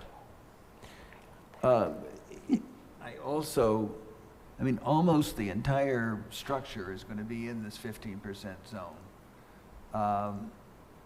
So just tell me why you think that's okay when I usually would expect a no from planning, and we're getting a yes, and I'm not saying I'm against it, I just want to make sure I understand what the logic is. Sure, that's a good question. So yes, generally speaking, the strict application of the zoning ordinance would not allow for any type of encroachment into steep sloped areas, but there are some rare situations where it seems like all of the factors align, if you will, being that there's no other location on the property that wouldn't require additional variances. Certainly that there is area, if I can go back to the map here, there is some area that's buildable in the front portions of the property, but then you run into front yard setback issues. And then, of course, initially staff felt that it would be a recommendation of denial until there was further discussion about the need for the septic bed, and that area would require, would be taken up by the septic system itself, so. And Drew, they're showing that there's a 45-foot from center line right-of-way on their plot plan that's on the screen. So we would not be able to grant a variance for that area of right-of-way. That is not of their, that's not on their property. So we can't put a septic there, we can't put a house there. And if they have to replace the septic system, the health department does not have as easy of, I guess I should say, I'm not sure that they have a variance process for a septic to go in a non-buildable area. So they would not be able to put the septic elsewhere on the site that met buildable area. So those two areas take up the only buildable on the lot. Okay, I think it's the 45-foot that I hadn't clued in on that makes the front of the lot not available for building. Lord knows I don't want a septic system in anything over 15 degrees. That's enough of a concern, but it looks like this is a flat area.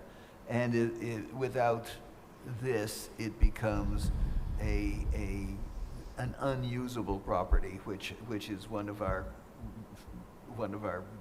important concerns.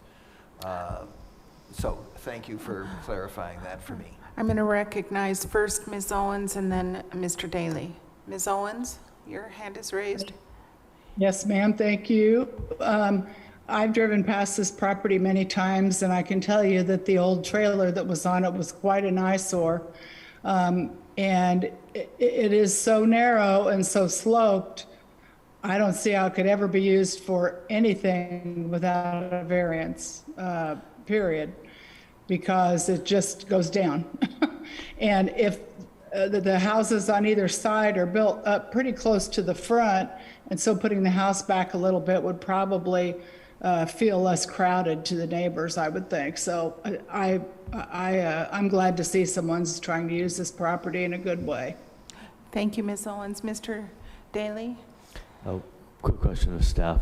So within your recommendation for approval, there's a condition, I'm assuming, for a new septic and all the approval processes for that. Is that correct? I didn't see that. 1 second, let me pull that up. Yeah, so we don't have a Condition set. condition set for that, but they have been in contact with the health department, and the health department, in my conversations with the petitioner, is that the health department also recommends a new septic system. Recommends, okay, but you're not offering a condition. That's certainly something that the Board of Zoning Appeals could request, Thanks. yes. And Ms. Moss, are you here to represent the petitioner? Please sign in and then we'll swear you in.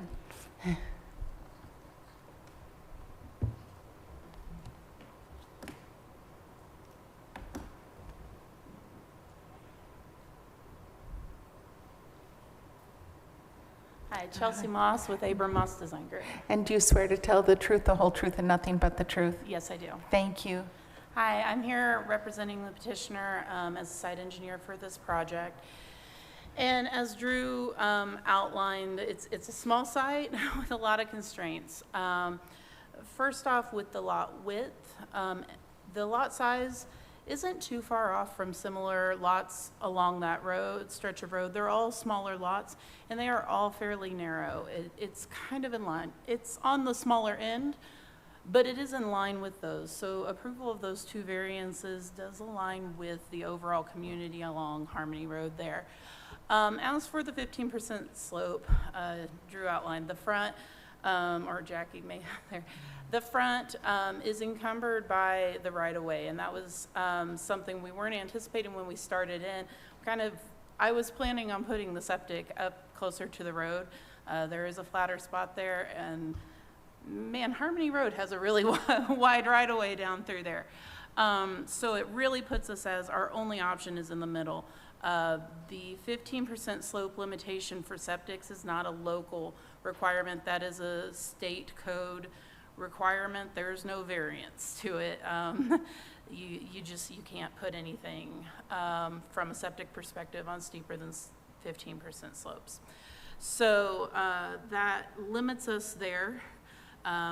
We can't move into that right-of-way. That has to be accessible for the county. And so our only option is to push that house all the way to the back. And we've pushed it up, maintained all other setback requirements. In some ways, though, it does help us. One of the issues with the 15% limitation is it actually makes walkout basements very difficult to build. You basically have to dig a hole to put a basement in. You can't do just a standard walkout on a natural grade. In this case, it will accommodate the natural grade, will accommodate that walkout really well. And that's something that I and others have had discussions with planning about, in that being able to use that natural grade and not create a sump to do a walkout basement will be helpful for this structure as well. We are well away from any bodies of water, and the contractor will be using erosion control measures to maintain all the silt and sediment on site during that construction process and get everything well stabilized after construction. So. Thank you, Ms. Moss. Do members of the Board of Zoning Appeals have questions for Ms. Moss? Thank you. Thank you. And if there are members of the public who would like to speak in favor of this petition, please come to the podium or raise your virtual hand or press *9 on the telephone. Yes, sir, if you'd kindly come up and sign in, and then I'll swear you in. And then you'll have 3 minutes. Yes.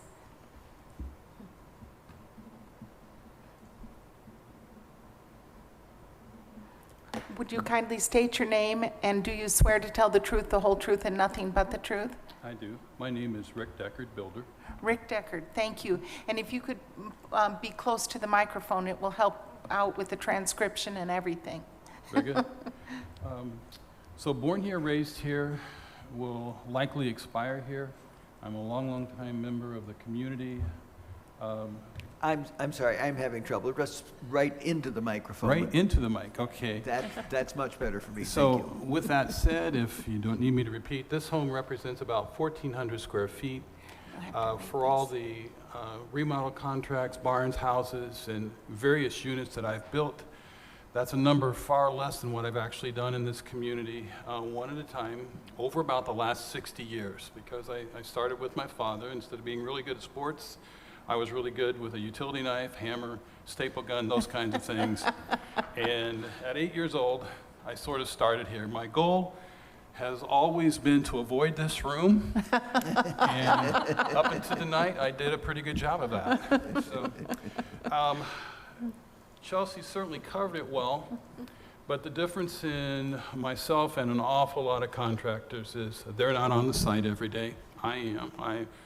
I arrive early in the morning. Generally, the going home time is at 5:30. That leaves very little time to go over and bother Drew and company, the planning staff, when I do. Lately, it's been in pretty dirty overalls, but I don't make myself in being a pest there. I need about 3 to 4 sites a year to stay busy, and this would qualify as one of those sites. This is the mock-up of the home that I would put on that site.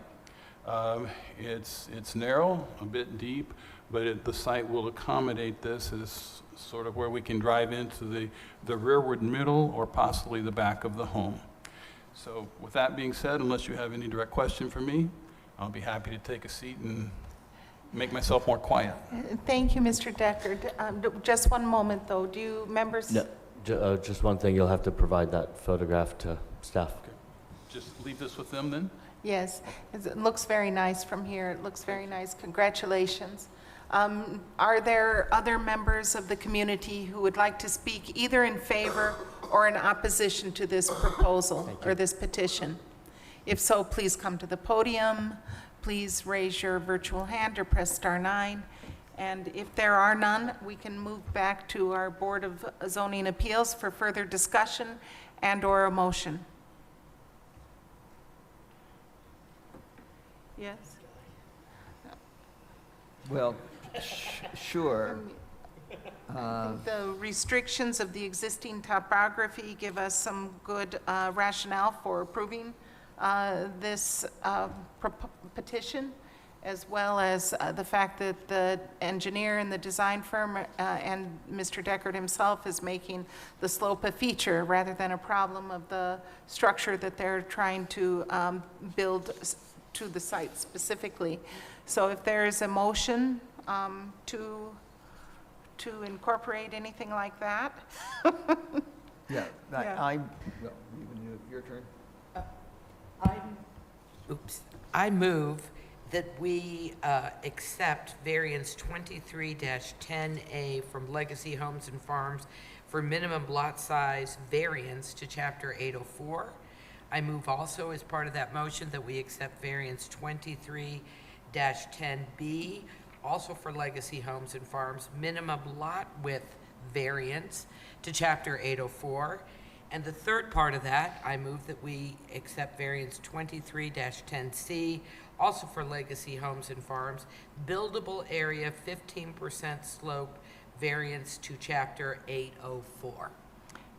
And, A second. yes, wonderful. And do you believe that all three criteria, A, B, and C, of the standards for design variance have been met? Yes? Yes, she does. Yes. Yes, she does. Okay. Yes. Yes. I would ask if it's friendly to include as the conditions that the, Oh, there they are. any new development of the property would first require a minimum lot size. Well, that's what we're doing. That's what we're doing. That's what we're doing. Yeah, so, Okay, I'm sorry. no It conditions. looks to me like those conditions are what you're moving, and And we it's- don't need Okay. to repeat them. Thank It's you. been first and seconded to approve VAR-23-10A, 10B, and 10C. That's for minimum lot size and lot width and buildable area, all to Chapter 804. And this is an approval based on the findings and no conditions. A vote in favor is a vote to approve all three variances. Margaret Clemens? Yes? Skip Daly? Yes. Guy Loftman? Yes. Dee Owens? Yes. Pamela Davidson? Yes. Okay, the motion carries 5-0. And Mr. Deckard, I'd just like to thank you for always working with our code and trying to stay out of this room and to do things the way they're supposed to be done. Thanks for all of your cooperation over the decades. Thanks. Nice plaid shirt. Very nice. Okay, we're moving on. We have, I think, 4 more petitions that we'll hear tonight. And the next one is item 7 under new business. VAR-23-11, Casey Shake minimum lot width variance to Chapter 804 concerning 6.91 plus or minus acre parcel in Richland Township at 3144 North Smith Pike. And I believe Mr. Daniel Brown will be going over this with us, and we look forward to hearing from you on this. Thank you. So this is a request for one design standard variance, which is minimum lot width from Chapter 804. The purpose was to establish an agricultural structure at this location. Chapter 804 requires that a structure in agricultural rural reserve be located in an area with a minimum lot width of 200 feet. The proposed location for this structure, however, has a lot width of 132 feet. There is area on the same lot, however, where this 200-foot minimum would be satisfied, but the petitioner has said that that location on the property is going to be used for hay, and they do not wish to build there. The structure otherwise meets almost all design standards. Particularly, I want to point out the setbacks, the 50-foot setback requirements for a commercial structure in an agricultural rural reserve zone. So if approved, the petitioner will be allowed to construct the agricultural building in their proposed location. If denied, the petitioner will need to find another location for this proposed structure, or perhaps even apply for a rezone. I just want to briefly go over practical difficulties, which are something that is often determined in whether or not a variance is valid for approval. Practical difficulties for variance purposes means a significant development limitation that A, arises from conditions on the property that do not generally exist in the area, such as property conditions create a relatively unique development problem. B, precludes the development or use of the property in a manner or to an extent enjoyed by other conforming properties in the area. C, cannot be reasonably addressed through the redesign or relocation of the development, building, or structure. And D, may not be reasonably overcome because of the uniquely excessive cost of complying with the standard. There was some discussion on whether in order to fully satisfy practical difficulties, a variance needs to satisfy just one or two of the practical difficulties, A, B, C, and D, or if it needs to satisfy all of them. We believe that the inclusion of the word "and" at the end of C means that they are all grouped together and that thus all need to be satisfied for practical difficulties to apply.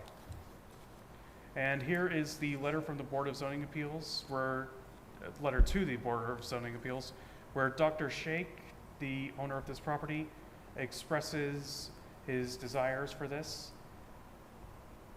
This is also included in the packet. And here is the site in question. The red box is the proposed location, which does not meet the minimum lot width requirements. The blue box is a staff recommended location, which does meet the minimum lot width requirements. And here is the site map that the petitioner presented, showing the location of the structure, the setbacks. As you can see, it does meet the 50-foot setback standards for a commercial building. And here is simply the location map and the slope map. As you can see, there is no non-buildable area on this property. It is all well under the 15% slope. The photo on the left is taken as a view of roughly where the proposed location for this structure is, and the photo on the right is more of a general view of the location itself, taken from a further distance. So, staff recommends denial of VAR 23-11 due to the lack of practical difficulties, particularly item C, as there are other locations on this lot that meet the design standards, and below is just the definition of practical difficulties and its standards once more. Well, I'm going to just be the first one to ask questions. You know, going back to that photo of the hayfield, it looks as though the staff recommended placement of the pole barn would be right in the path of the tractor that would harvest the hay. And the purpose of this particular field in this particular zone and district is that commercial cash crop, right? This is intended for agricultural purposes. This is also located right next to a vet, so it is believed that it's also intended to be a tool shed for that. As you can see from this image, there is intended to be a walkway or driveway of sorts connecting it to the parking lot for the veterinary clinic. I see. Well, but would that new... Oh, it's not part of the vet. I apologize. But would the building be in the way of the path of the tractor that would harvest, you know, the hay? That's what it looks like to me, the proposed building site. But with that being said, any other members of the Board of Zoning Appeals have questions for staff? Oh, It looks that way to me too. You know, all of us who have spent time on a farm know that square shape for farming is pretty darn helpful. And the staff's suggestion of where it would be, that would be quite navigational. Yeah, unfarm-like. Thank you, Mr. Daly. Yes. Okay, so, any other questions for staff? I don't see if Drew, but that being said, if the petitioner's representative is here, please come to the podium, sign in, state your name, and then I'll swear you in, and we'll all be introduced.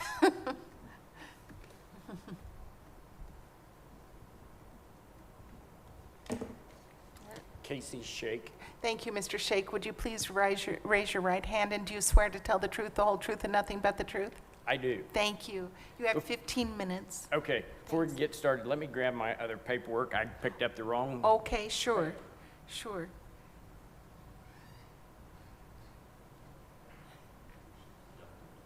No, oh, no. Would you have to leave at any time tonight? Are you okay with time tonight? And Mr. Shake, if you'd speak right into the mic, that would help us. Okay, all right. You're pretty tall, but. Okay. Daniel, can you pull up the picture, please, of that has the suggested lot versus the proposed lot, please? Yes, perfect. So to answer your question about whether or not that would be in the path of the tractor, so this is being utilized currently for hay production. Yes. And you can see what is utilized for hay just based on the stripes. This here is narrow, gives the people places to walk their dogs, so I keep that mowed. Yes. And it also improves visibility on North Smith Pike, so. Yes. But yeah, exactly what I'm proposing is an agricultural structure to store farm equipment. There's actually a structure that is over here on this property that's 3130 that is leaking, and I'm going to replace that with an improved and expand, give me a little bit more storage.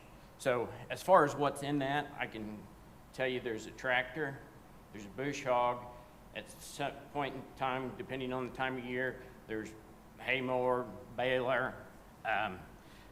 Also do row crop, so I store seed trailer in there. So that's what's the building's going to be utilized. As far as being utilized for the veterinary clinic, it's not. So. Okay. Yeah, but anyway, planning on building it in the narrowest part, which is 132 feet wide. Initially, my plans were to make it 36 by 48. I changed that so I could meet the side setbacks of 50 feet on each side. Basically, I can't meet the building width or the minimum lot width at the front if you use North Smith Pike as the right-of-way. However, based on the Monroe County Zoning Ordinance, Chapter 801, page 5, a building line is a line that establishes the minimum permitted distance on a lot between the frontmost portion of any building or structure in the street right-of-way. When using North Smith Pike as a right-of-way, I do not meet the required minimum lot width. However, this property also extends back to 46. So if you would consider the back side of the building, the front side, then I do in fact essentially go back to that previous image. So essentially the back of the building meets the lot width or the minimum lot width at the building line. So considering the right of way from 46, it does comply with those standards. That's So- creative. Creative indeed. I put some time and Would research you, in that. would you be willing to put a sign that said front and back? Absolutely, absolutely. If that's what it takes, I will do that. I will do that. And the other thing that I will mention is I'm glad April 5th came here because ever since I've stuck that variance sign out there in the lot, there has been a wind advisory every week in this area. And it is on its last leg. So, but yeah, relocating the proposed structure to an area where the actual front of the building or the building meets the lot width or the minimum, however you say it. Looking at this picture, I can say yes, this does make sense, but it does interfere with the hay production. But here's the other thing that you got to take into consideration. Daniel, would you go to the next photo? How about the next one? Maybe the next one. Okay, this picture here. So, it's hard to tell elevation from a picture, but this is the flattest area of the lot, where the planning committee proposes that I build the structure, we actually have more change in elevation. So I would actually be, if I built the building where I propose, it will actually be on a flatter area as opposed to a slope. From a practical and reasonable standpoint, grass is better suited for a slope, meaning hay, and a building's better suited for flat ground. That's very compelling. Yeah. Sorry, were you done? Oh, I've still got more. Oh, please. So. Yes. But yeah, the original lot width on this was 132 feet, and it extended back. So in, I think it was roughly 2005, Drew Stewart, the individual that owned all this property and established Town and Country Veterinary Clinic, he sectioned it off. And whenever he sectioned it off, then that extended the lot. Because originally it would only been 132 feet. And of course that occurred prior to all the zoning ordinances. So,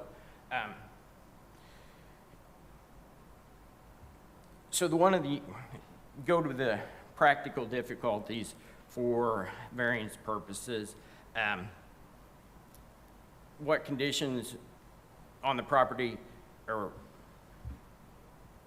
arises from conditions on the property that do not generally exist in the area, i.e. property conditions create a relatively unique development problem. So the lot's narrow, that's my development problem.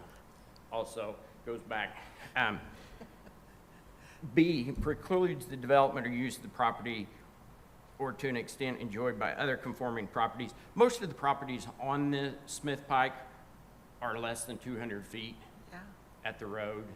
So, and they all have structures on them. So back to C, cannot be reasonably addressed through the redesign. So if I relocate this building, it essentially interferes with the use of the property, which is what I'm after, because it's used to produce hay. In this day and age, farm ground is continuing to dwindle, and that I grew up on a farm, I still farm, and my goal is to preserve the farmland. So again, back to recommendation of the planning committee to deny this action. I see their point from looking at it on paper, but it doesn't make sense considering the use of the property. Oh, thank you, Mr. Shake. Now, there are members of the Board of Zoning Appeals who may have questions. I see Ms. Owens, who's online. She has her hand raised. Oh, okay. And Thank you. Thank you very much. And Dr. Shake, I got to tell you that you had me at flat, okay? Okay. I'm so tired of 15% slopes, I could just choke. Yeah. But I'm sorry, I was being a wise guy. You know, the staff, and kind of as you just alluded to, the staff made the negative recommendation because that's their job and that's how they're reading the ordinance, and good. That's why we have staff. I think our job is to make it make sense when the rules don't seem to make sense or when they ought not apply in a particular way. And so I think that your presentation has totally convinced me that I'll be voting against 4. Yes. I think you ought to keep it up front. Okay. Okay, thank you. And that's all. Thank you. Thank you. We will be hearing from the public now. We will hear from members of the public who are in favor and opposed to this, to your proposal. And then if there's anyone opposed, you'll have a 5-minute rebuttal. So unless there are further questions for Mr. Shake, you can have a seat and we'll call you back if we need to, okay? And one last thing, I'm keeping my setbacks from the neighboring properties, even mine and the neighbors to the north, just to conform with the standards, so. Yes, thank you so much. Thank you. So are there members of the public who are here? Yes, are you in favor or? After listening to the doctor's presentation, I am in favor. Okay, if you would kindly sign in and then I'll state your name and I'll swear you in. Brian Barber. And Mr. Barker? Barber. Barber? Like cutting hair. Okay. Yes. Do you swear to tell the truth, the whole truth, and nothing but the truth? I do. Thank you, Mr. Barber. I am one of the neighbors who lives to the north of this property, close to Smith Pike. I can confirm what the doctor said about the land having a significant upslope, right where he's talking about. It is significantly flatter where he proposed to build than where the board proposed to build. And as long as the doctor is able to keep construction sounds to a minimum, I would fully support his right to build on his property where he chooses. Oh, thank you so much, Mr. Barber. And are there members of the public online? I see a Mr. Dave Burnworth. His hand is raised. If you could unmute Mr. Burnworth. Mr. Burnworth, would you kindly raise your right hand, and do you swear to tell the truth, the whole truth, and nothing but the truth? I sure do. Yes, well, please talk to us about why you support this proposal. Well, we've used Dr. Shake as our vet for a number of years and really appreciate the care that he gives the animals, and he wouldn't do anything to harm the land or animals. So I think you should grant the variance for him. Thank you. Thank you. That's a very nice, neighborly and sound endorsement. So is there any member of the public who is opposed to this petition? If so, please come to the podium, raise your virtual hand, or press *9 on the telephone to be recognized. I don't see anyone. So coming back to members of the Board of Zoning Appeals, is there further discussion and/or a motion? Yes, please, Mr. Daly. Oh, you're looking at me. I believe the one question that the petitioner needed to answer was item C, and I believe he satisfactorily convinced me.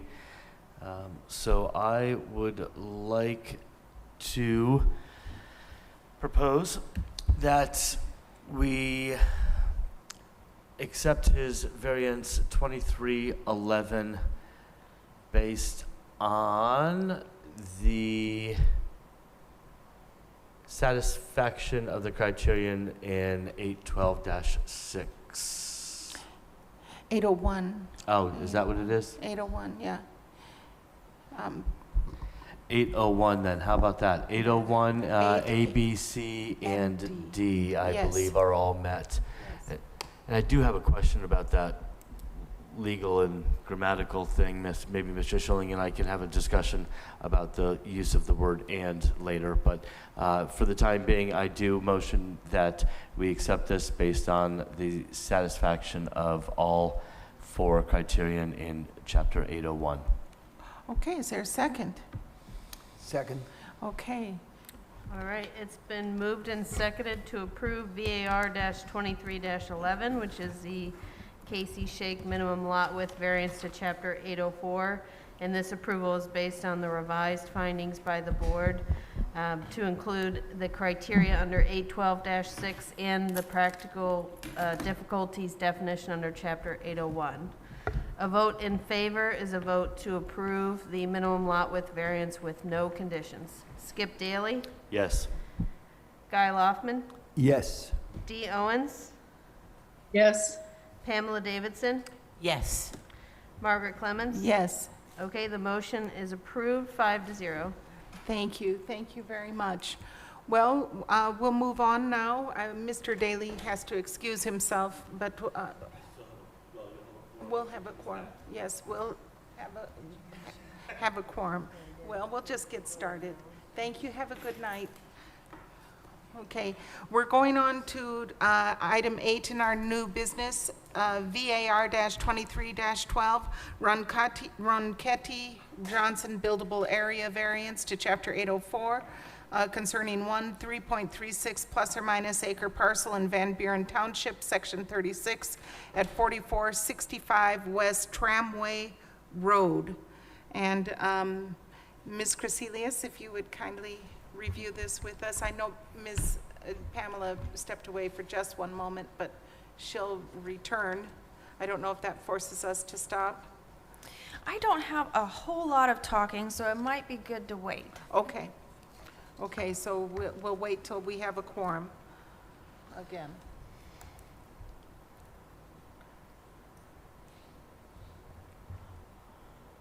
Thanks for your patience tonight. I know that it takes a while, but this is what we do on the first Wednesday of each month.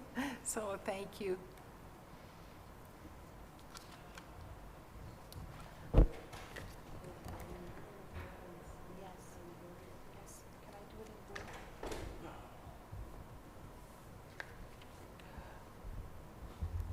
Okay, I will go ahead and get started.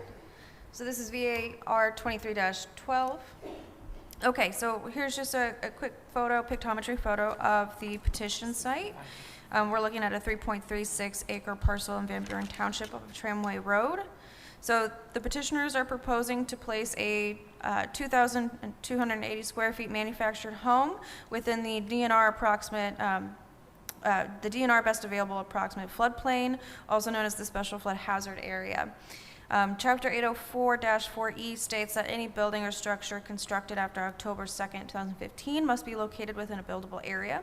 The following shall not be included in the buildable area, which is special flood hazard area as specified in Chapter 808. So here's a staff-generated site conditions map. As you can see, the floodplain highlighted in a darker green and light green, and steep slopes present on the site.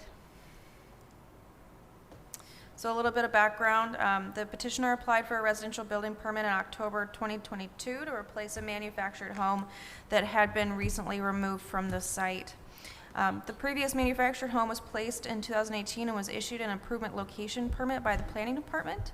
The zoning inspector at the time that reviewed the permit and issued the ILP referred to outdated information regarding the location of the special flood hazard area. The petitioners purchased the property in January of 2022 and removed the 1995 mobile home with the intention to place a larger manufactured home in the same location. Upon submission of the residential building permit R-22-1165, planning staff informed the petitioners that the original location of the previous home was within the SFHA and partially within the DNR approximate floodway per the best available flood data. So here is a close-up of their certified plot plan. So the petitioner has since obtained a certified plot plan and has filed for a floodplain development permit FP 23-2. An alternative location for the structure that is outside of the floodway but is within the approximate flood fringe has been identified. The fringe is still considered special flood hazard area under Chapter 808.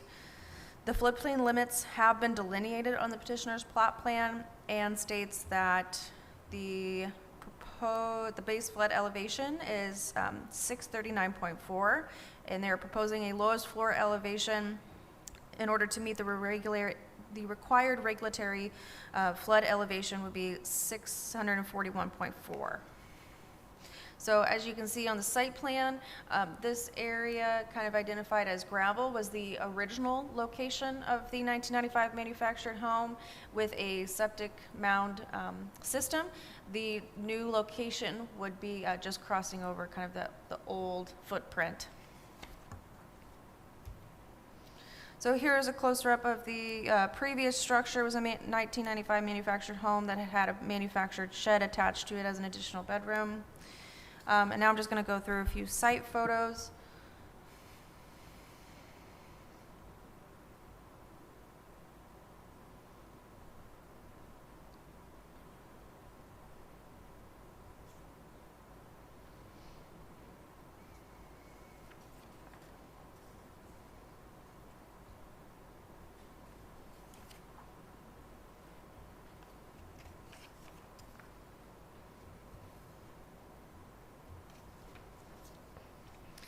The petition site, we pretty thoroughly explored the property. It is pretty constrained by steep slopes, rocky soils, and floodplain on the south side of the creek. As we do when we consider a petition like this, we look for any possible relocation of the proposed structure to a better site, and we were not able to identify an alternative location. So here is the certified plot plan, just zoomed out a little bit more. As you can see, this is the shape of the petition site. It's kind of an unusual shape. Property to the north, so south of the creek, you can kind of see the gray is slopes that are greater than 15%. So you can see that the contours change and the elevation would not be appropriate. Just a quick image of the petitioner's letter to the Board of Zoning Appeals stating that they'd be compliant with what's been requested under the floodplain development permit in Chapter 808. So in summary, the site contains no other viable location for a residence. The petitioners will need to provide information to demonstrate to the floodplain administrator that they can meet the standards within Chapter 808. Currently, the floodplain development permit is unable to be issued at this time because we are just pending information, and that's laid out in Exhibit 5, exactly all of the info that's needed.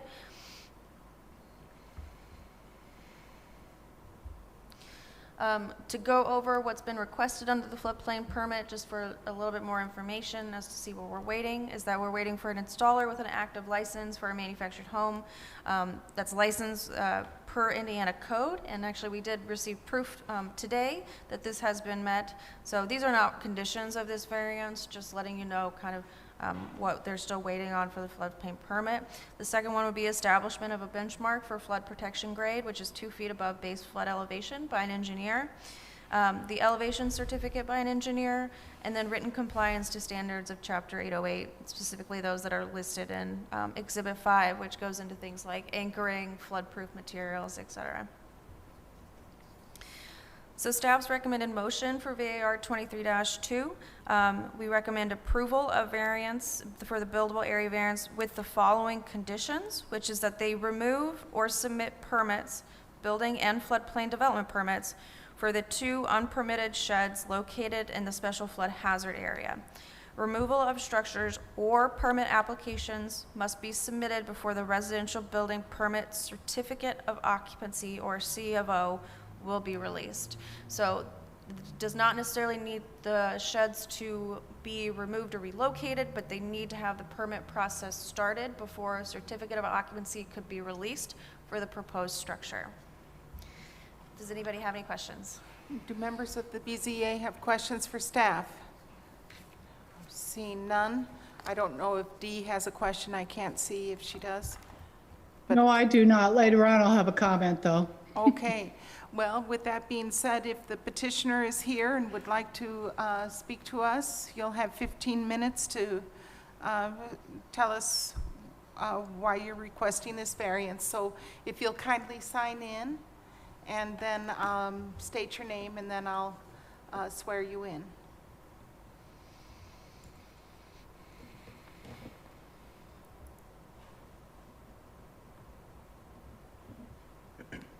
Todd Ronchetti.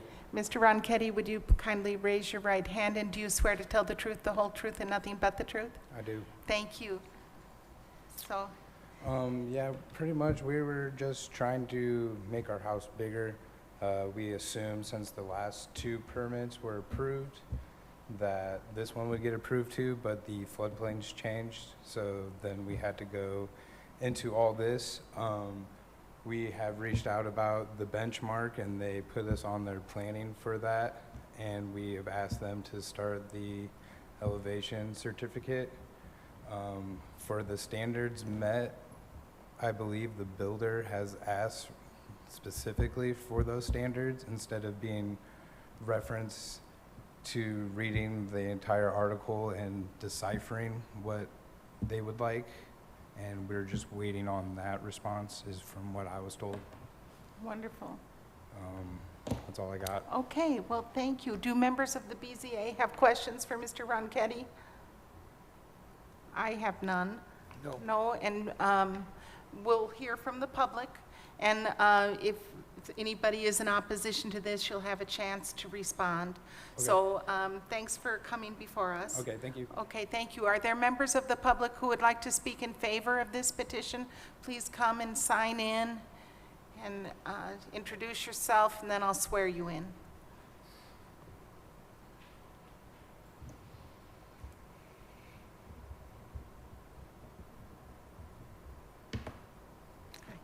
Mike Glasscock.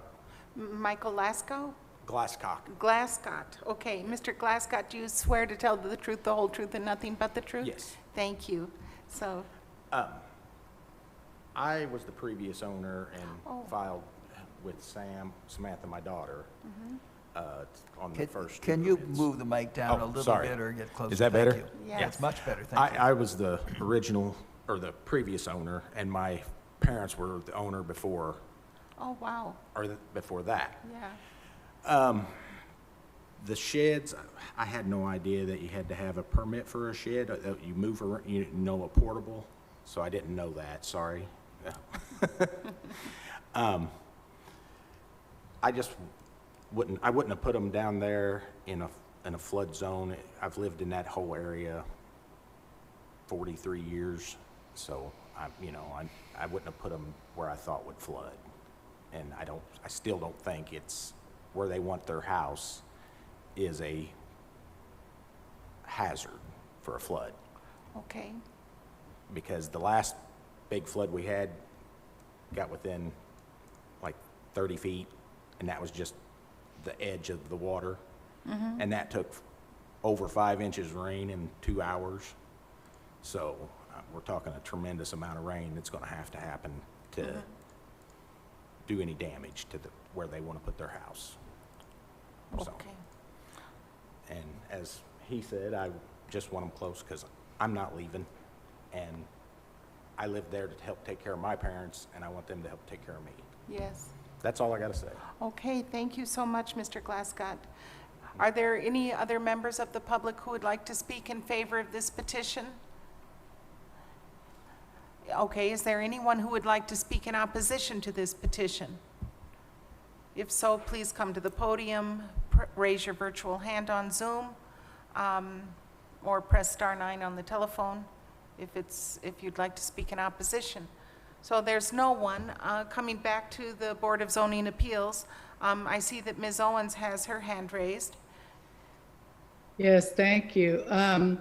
I want to say that I've driven past this spot a couple of times to check it out because I know the creek is right there, and I mistakenly thought that it was really a floodable area. But looking at the pictures and what I saw when I drove by, I think allowing the new home to be put there is just fine. And I really don't like putting stuff in floodways, but I think this looks good. Just my Okay. comment. Thank you, Ms. Owens. Any other comments or questions by members of the BZA or a motion? I'm going to make a motion that we accept variance 23-12, Ronchetti/Johnson buildable area variance to chapter 804. I'll second. Okay, and is that with or without the condition in the staff packet? I'm sorry, with the conditions. I so apologize, yes.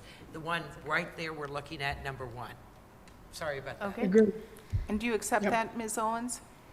You bet. Okay. All right, it's been moved and seconded to approve VAR-23-12, Ronchetti Johnson buildable area variance to Chapter 804, with the condition that the petitioner remove or submit permits, building and floodplain development for 2 unpermitted sheds located in the special flood hazard area. Removal of structures or permit applications must be submitted before the residential building permit certificate of occupancy will be released. A vote in favor is a vote to approve the variance with one condition, as in the staff packet. Guy Loftman, Yes. Dee Owen, Yes. Yes. Yes. 4-0. Okay, thank you, Mr. Ronchetti, Ms. Johnson, and Mr. Glascott. Thanks for coming in today.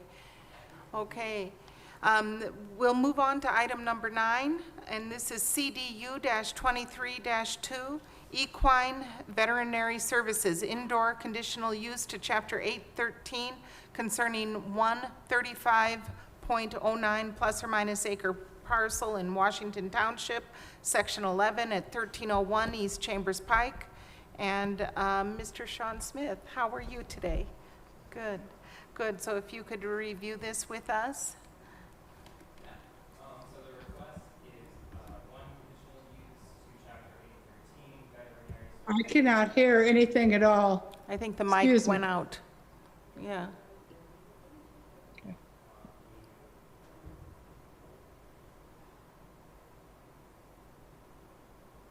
I think text services, the mic also went out again.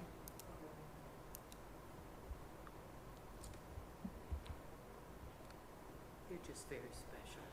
You're just very special. That's what I would say. Could you just test it again, because I see a green light flashing? No, no.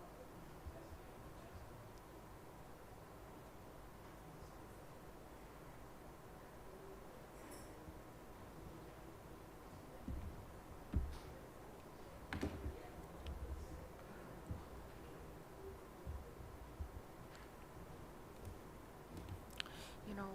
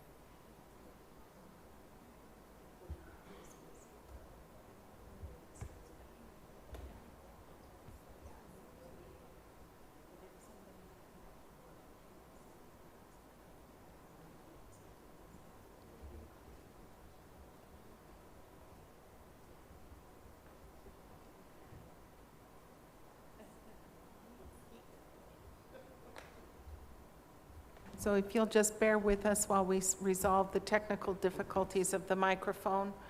Sorry about that. It's a mushroom. Morel mushroom.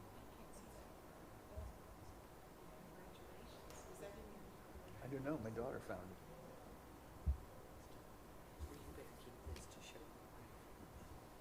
We see that sign every day.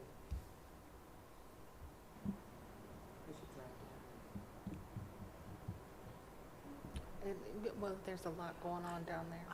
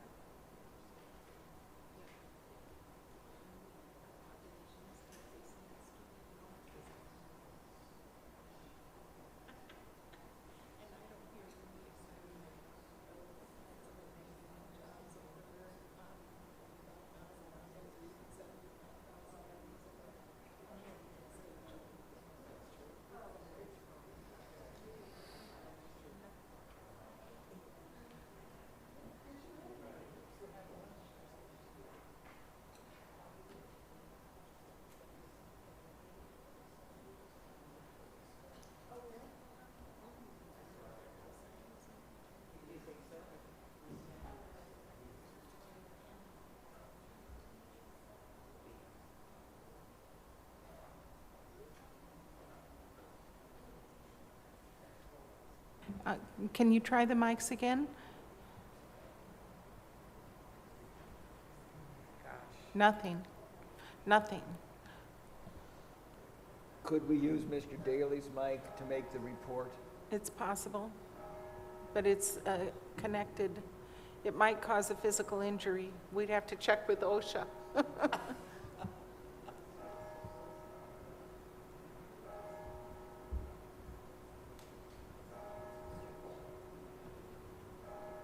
Yeah.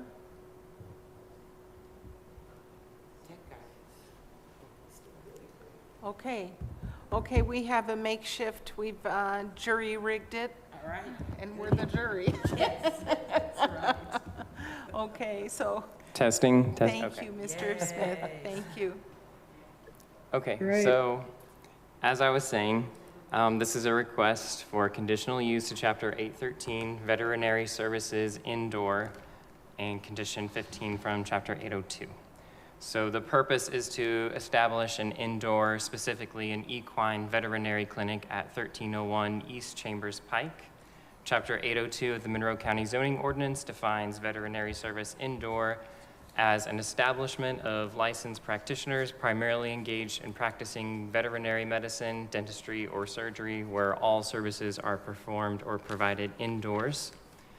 If approved, petitioner will need to apply for a commercial site plan, file for a subdivision to remove the single-family residence from the clinic itself, and also apply for a right-of-way activity permit.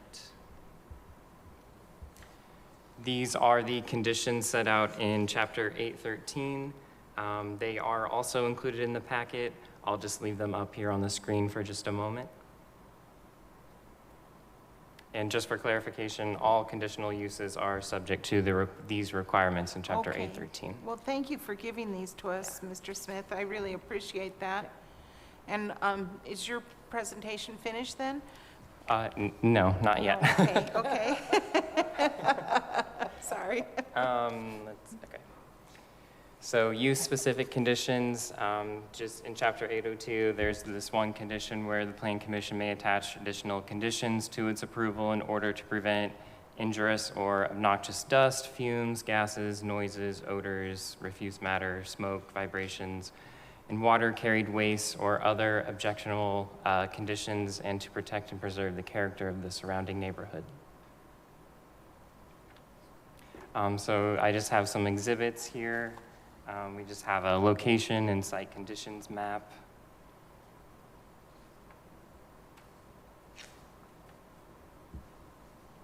And here we have a current zoning map and a map identified as the comprehensive plan.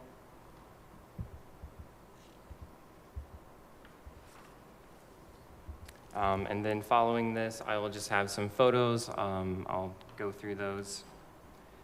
This would be the entrance to the property itself.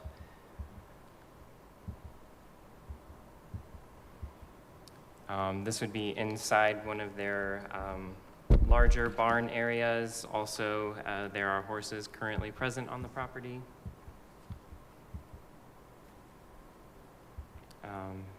Here are some more photos of the property.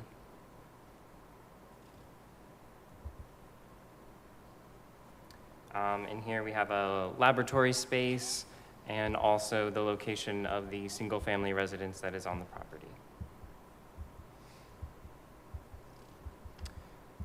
And this is a letter of support submitted by some neighbors, David and Dina Shoemaker. They wanted to voice their support for the conditional use of veterinary services so long as it is limited to equine, so not cats, not dogs, not the standard vet clinic.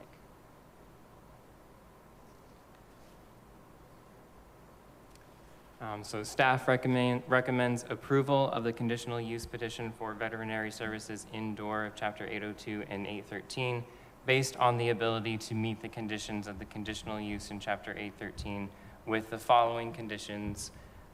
As stated previously, petitioner applies for a commercial site plan. Petitioner files for a subdivision to remove the single-family residence from the business itself. and also to apply for a right-of-way activity permit. Could I ask a question? Why is it Yes. necessary that they remove the single-family home from the plot that contains the veterinary service? Is it because it will go to commercial altogether? Okay. Okay, so, and with that being said, do other members of the Board of Zoning Appeals have questions for staff? I do not. But I'm sure glad you asked that one. Okay, and I see a bubble in the chat. Is there anything we need to be aware of? Okay, okay, thank you.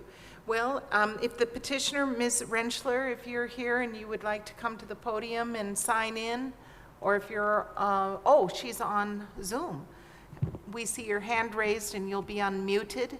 And if you would state your name and then raise your right hand, and do you swear to tell the truth, the whole truth, and nothing but the truth? I do. Thank you, and could you pronounce your name so I don't mess it up from now on? I'm Dr. Janelle Rentschler. Thank you, Dr. Rentschler. So please talk with us about your request. Yes, I'm a veterinarian working solely on horses, and my business is Horizon Equine Integrative Medicine. So it's a specialty practice that focuses on acupuncture, osteopathy, and equine dentistry. And so, you know, with that being said, I don't do general practice equine work or see other species, and so my volume is fairly low given this is a specialty practice. So I already have these facilities on my property, and my wish is that I could allow occasional fall-in treatment, and that's really all that I'm going for here. I do have an issue with removing my single-family home from the property because this is going to involve in great expense in a survey and other permitting activities. And so that, you know, I don't know if I'm going to be able to proceed with this plan given that restriction, but I would still seek approval at this time, even if you can't remove that condition. And I'd be happy to answer any other questions that you have about the project. Do members of the Board of Zoning Appeals have questions for Dr. Rentschler? I have a question for staff. Could this qualify under home-based business, this veterinary services? So the conditional use that you're looking for, that's being applied for is specifically not under a residential use. I see. So it's been identified as a more intense use than just a home occupation or home-based business, mainly because of the in and out traffic that would be provided by this use as opposed to a home-based business or home occupation use, which typically does not have a lot of traffic. Is there a situation under which the home does not need to be separated from the veterinary services? Is there? I don't believe we can do a commercial site plan with a home on the lot. It brings into question the principal use of the lot. So a residence is a principal use, and then also this veterinary services indoor would also be a principal use.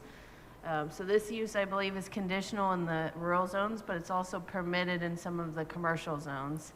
So it's allowable in the rural zones, but by conditional use only.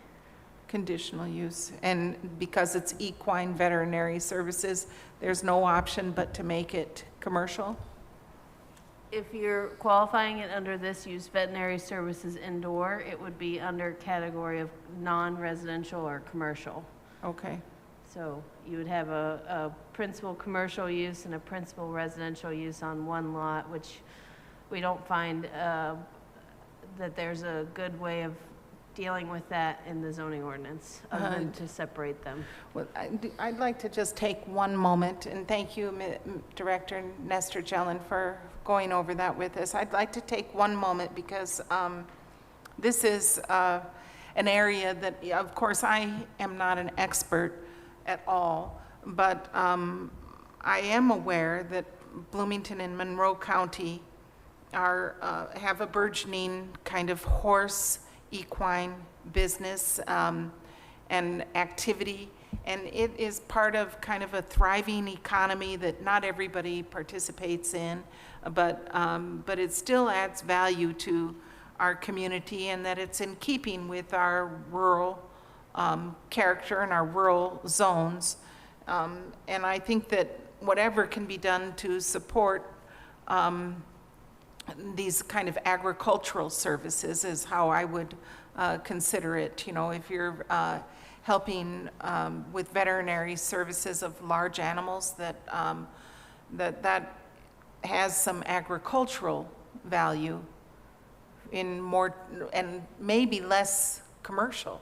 I don't know. I'm thinking about it in those terms, but with that being said, I would like to turn to my colleagues on the Board of Zoning Appeals and hear any input you have or any ideas or. Well, have we heard from? Yes, ma'am. I'm hearing from us, and then we'll hear from the public. Yes, Ms. Owens? Thank you. I think that the letter the petitioner submitted was compelling in that because of the highly unique services that are being provided, there's not traffic coming and going all the time, a lot of traffic, not like Dr. Shake's clinic for small animals, for example. And that they are, by virtue, you can see in the pictures, but by virtue of what they also said, they are well removed from neighbors and such. So I don't think that any activity that would be performed there would be a bit disruptive. We'll see if anybody comes forward to remonstrate, but I was convinced by looking at the facility, which is wonderful, a great facility, and then the letter, and I was convinced that this is not a bad use for this property in spite of our ordinance and our law not quite being able to fit it into a niche. That's all I have. Yes. Okay, well, let's move to the public. Are there members of the public who are here and would like to speak in favor of the petition? Oh, thank you. You've already been sworn in, Ms. Cassidy, so you can just sign in. And, Thanks. yeah.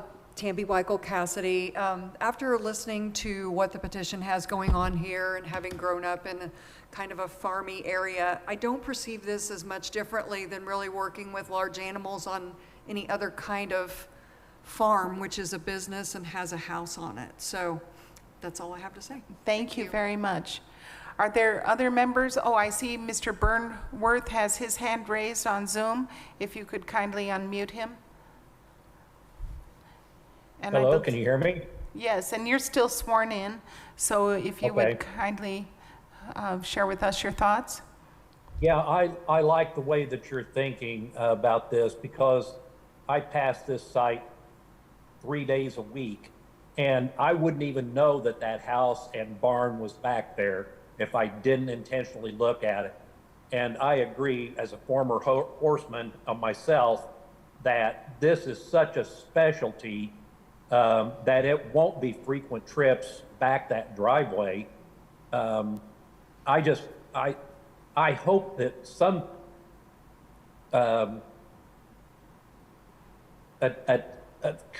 consideration is given and some way to find an agreement on some way to zone this to allow them to keep that house there, because I don't see it as a big deal myself, but I know the county ordinances do, but I would like to see something done to allow them to do what they want to do and keep the house there.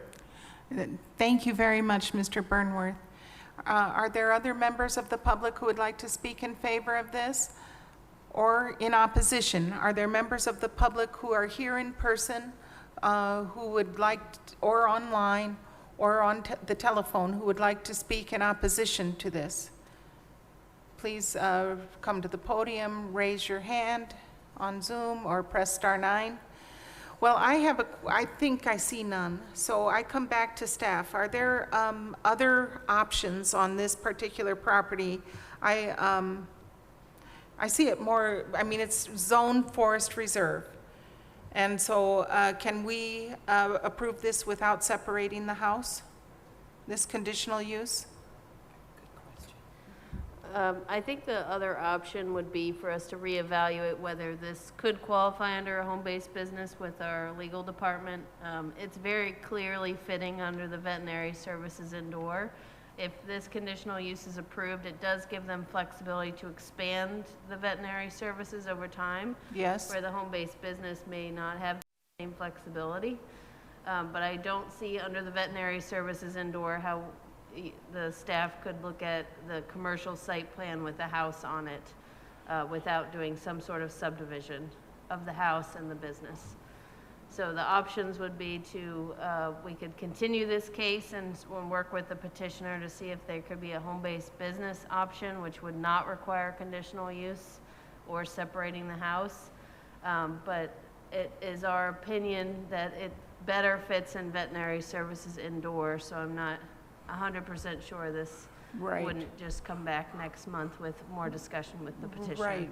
Well, and also if you would kindly investigate agricultural uses, you know, not just commercial veterinary services indoor, but agricultural uses, with the fact that animal husbandry is part of agricultural, not strictly veterinary, I think. But I would have to go back to Ms. Rentschler, just one moment, and ask Dr. Rentschler if a continuance of this proposal to next month would be amenable to you, so that we could explore other nuances in the law. Am I unmuted? Can you Yes, hear you me? are. Okay, great. Yeah. Yes, because another concern that I have when I looked at the requirements for commercial site plan are a 30-foot driveway, and we have about a quarter-mile long 12-foot driveway, and there are a number of utilities running alongside the driveway in an easement.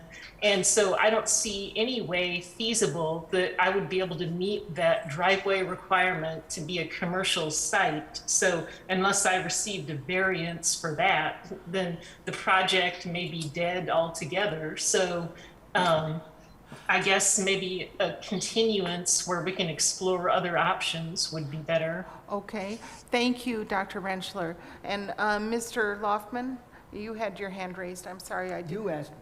You did exactly what I was going to do. Oh, sorry. Okay, thank you. We're working in harmony then. So with that in mind, is there a motion to continue this?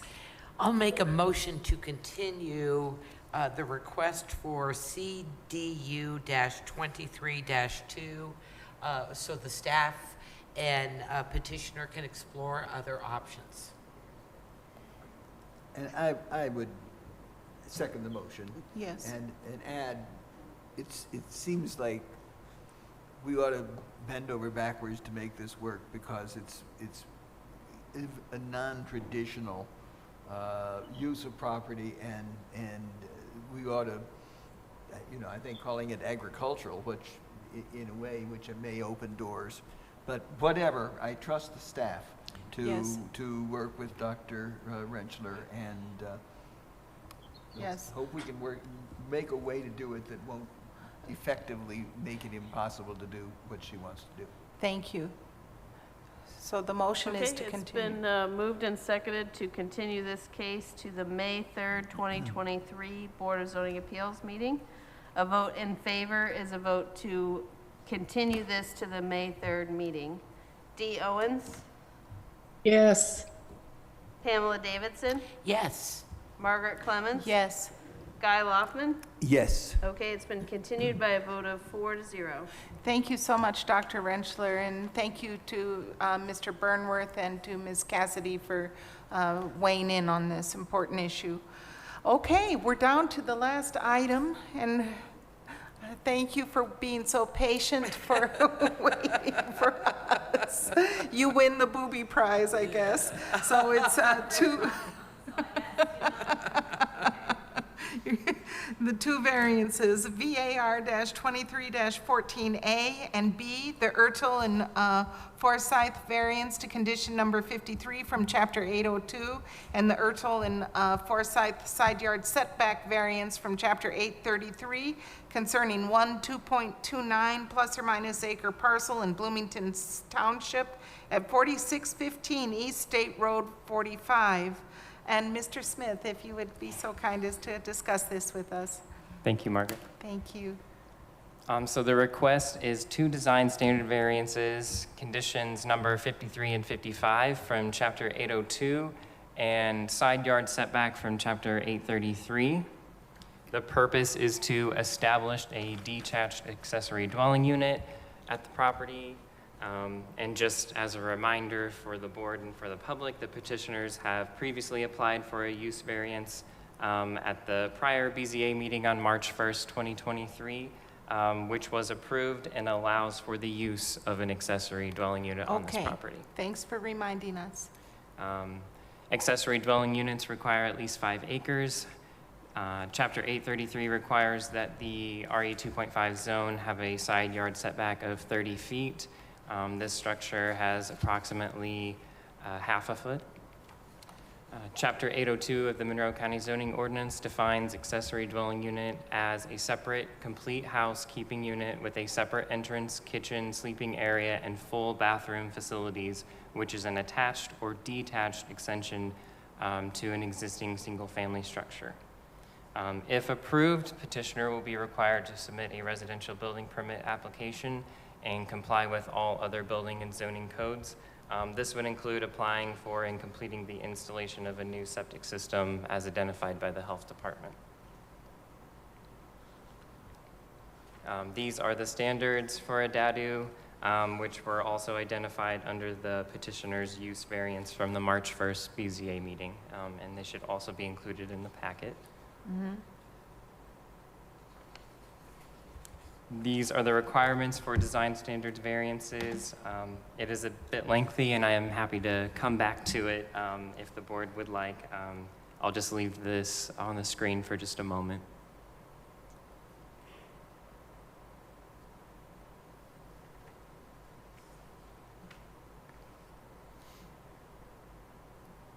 Okay. These are just some aerial images of the property. These are going to be the same images that were seen also at the prior BZA meeting.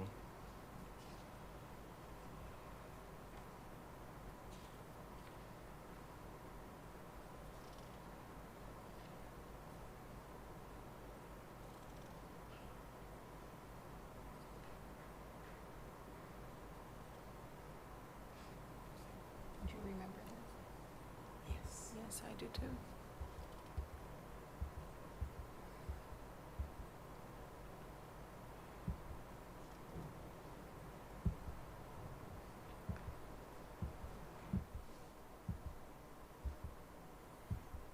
This is the petitioner's letter to the BZA that was also submitted at the prior meeting.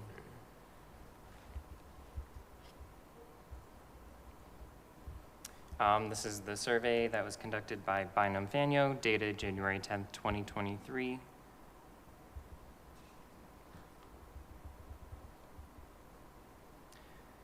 This is the petitioner's floor plan that was requested by staff. I believe the petitioner would also be willing to elaborate on these plans when given the opportunity.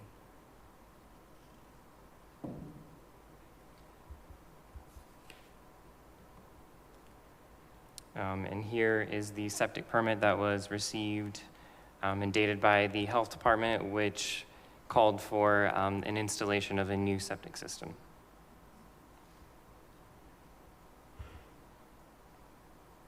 And again, these were letters of support by fellow neighbors.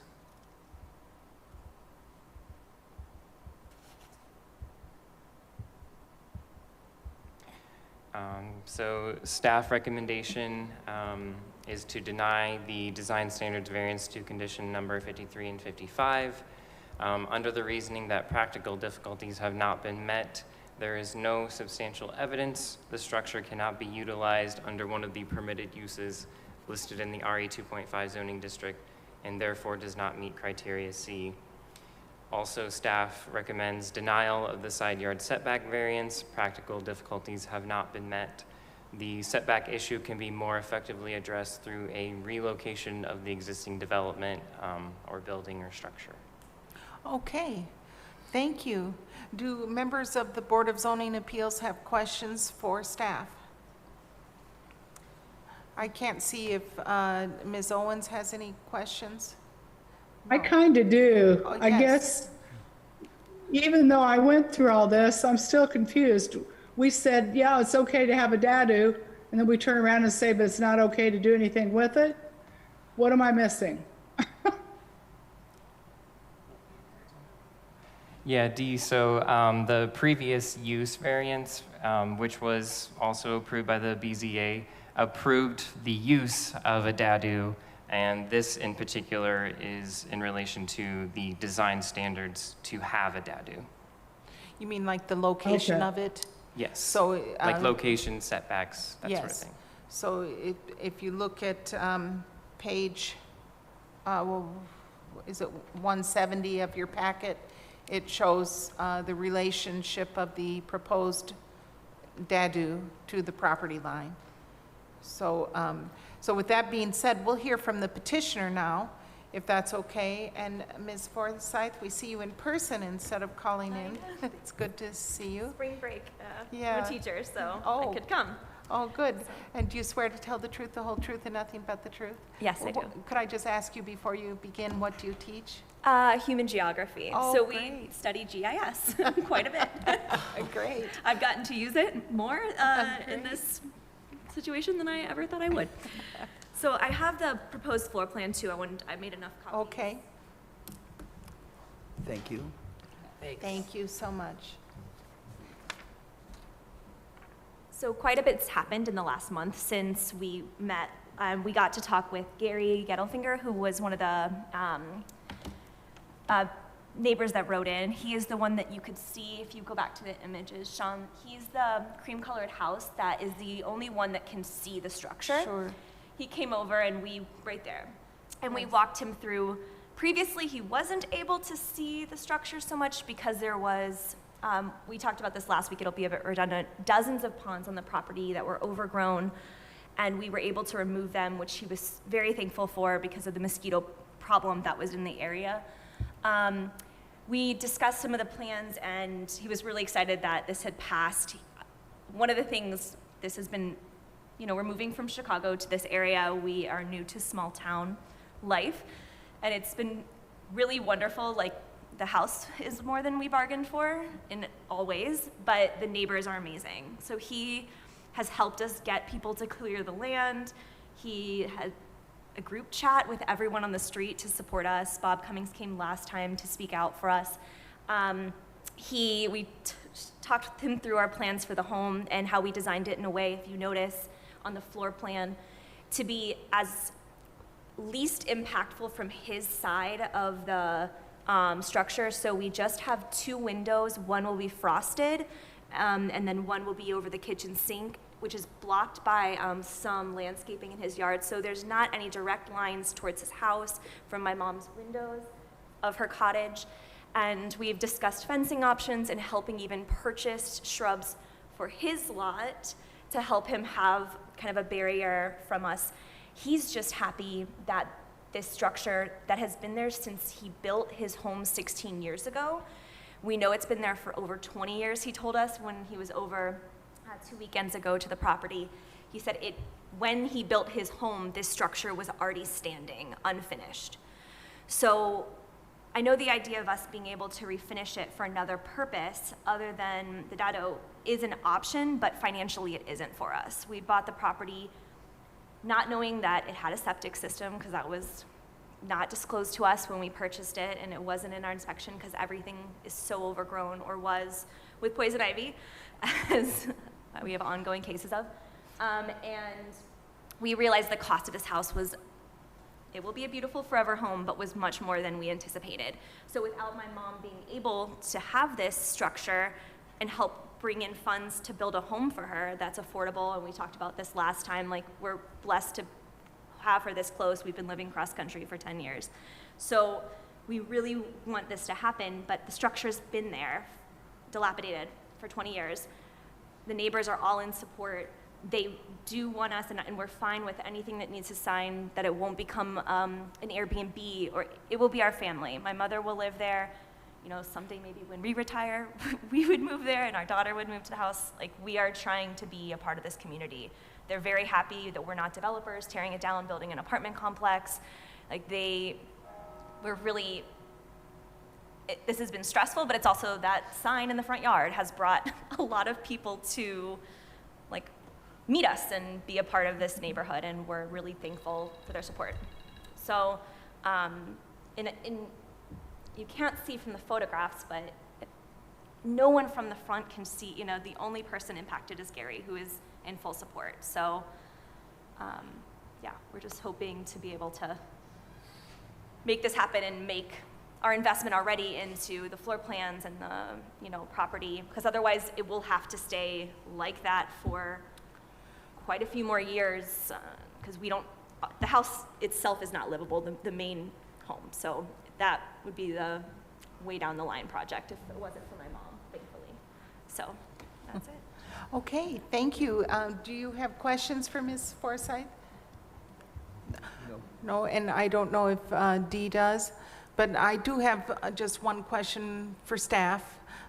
So basically, this is the floor plan that will sit on the existing slab or foundation of the building that currently exists right on the property line, right? Yes. And so the thing that we have to be concerned about as far as a Board of Zoning Appeals is, you know, we know your intention is to stay here forever and everything, but we have to worry about, you know, what would happen should you decide to move, you know? And so, or if Mr. or Dr. Cummings would move as well. So because it would be taking over the site and the foundation of an existing structure, I have less concern about that, but I wonder how my colleagues feel about that. I have less concern about that too. I know the requirement for this kind of ancillary structure is 5 acres, but you know, every time we've had, it's never been 5 acres. And I look at a property like this with that abandoned, horrible looking, it must just be an eyesore every time. I can't even tell you, like, we fell in love with the land in August when it was green, and then winter, the amount of garbage. I mean, we've hauled thousands of dollars worth of, he was very old, had dementia. I mean, there was a lot of conditions that went into this, and we're happy to have it. It's getting taken care of now, but yeah, it is, like, the flapping of that. Gary jokes that he has this beautiful, many thousands of dollars pool that he hears tarps flapping in the wind while he's relaxing in it. So, yeah, it is ugly. It is hideous. Yes.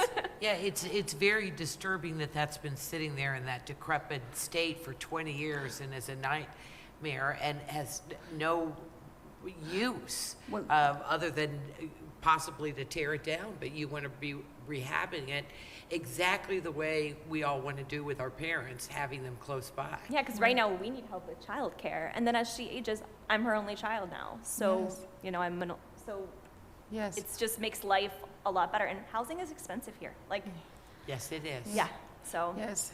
Well, thank you. And I don't know if your husband also wanted to speak or, okay. Oh, okay. And if there are members of the public who would like to speak in favor of this petition, please come to the podium, make yourself known on Zoom or press *9. If there are members of the public who would like to speak in opposition to this, please make yourself known. Zoom, you can raise your hand, or if you're calling in, *9. If there's no one, I'd like to move back to the Board of Zoning Appeals for further discussion and/or a motion. I'm struck by I just want to acknowledge my feeling that that the staff's not having a very good batting average tonight. It's been hard. But that doesn't mean that any lack of respect or That's right. appreciation That's of right. That's the right. work they do. They're the gatekeepers. That's right. And we're the ones who get to open it or close it. But you need to The tell us floodgates, literally. what the problems are, and you've done it. But everything that led us to conclude that we should do this DADU to solve a miserable problem compels me to move to approve this petition. Is there a We do actually have someone on Zoom, I believe. Oh, yes, let's hear from the person on Zoom, or on the telephone, 805, the telephone number listed. If you could press *6 to unmute yourself. You'd have to press *6. Thank you. Please state your name. Ray Alexander. Mr. Alexander, would you kindly raise your right hand, and do you swear to tell the truth, the whole truth, and nothing but the truth? I do, so help me God. Thank you, and you have 3 minutes. Yeah, I just want to voice my support for the requirement or for the proposal to build out that structure as a DADU. I own the property across the street, 4610 East State Road, that was also owned by the previous owner, and I can share and commiserate with Ms. Forsyth on the struggle that she faced when she bought the property. I face similar issues and still struggling with them. And by the way, Ms. Forsyth, I just want you to know that I'm going to improve that property across from you guys as well. But it's great to see, actually the previous owner had me walk through, he was a friendly guy, very cordial, and I got the opportunity to walk not into the house that you guys are struggling with, but I did see that structure in the back, so I know exactly what you guys are talking about. And absolutely could envision that thing during the winter months as being a terrible eyesore. So it's wonderful that the board is willing to consider the variance from the existing code to allow them to build that out into a DADU, and I completely understand their goal. I agree with them. That property it's a beautiful piece of property. The trees are beautiful. It'd be great to get that scaled back, some of that growth scaled back, and convert that to a good, purposeful use. So yeah, 100% support the request for variance to build that out into a livable home. Thank you, Mr. Alexander, and I would just like to say one more thing. I believe these two homes were owned by Mr. Michael Duff, and he was a world-class bow maker.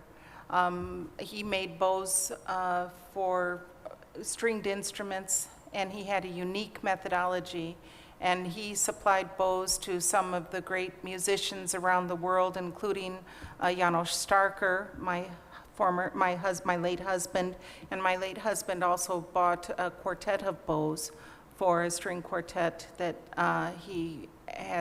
that is using them in Mexico, and just so that you're living in heralded properties, and that I know that it got a little bit out of his hand, but he is a really good man. So just to state that, and an artisan, and he was a collector of lotus flowers, and he supplied a lot of the ponds around Bloomington and Monroe County with specialty lotus flowers that he had collected from around the world. So just to add that there.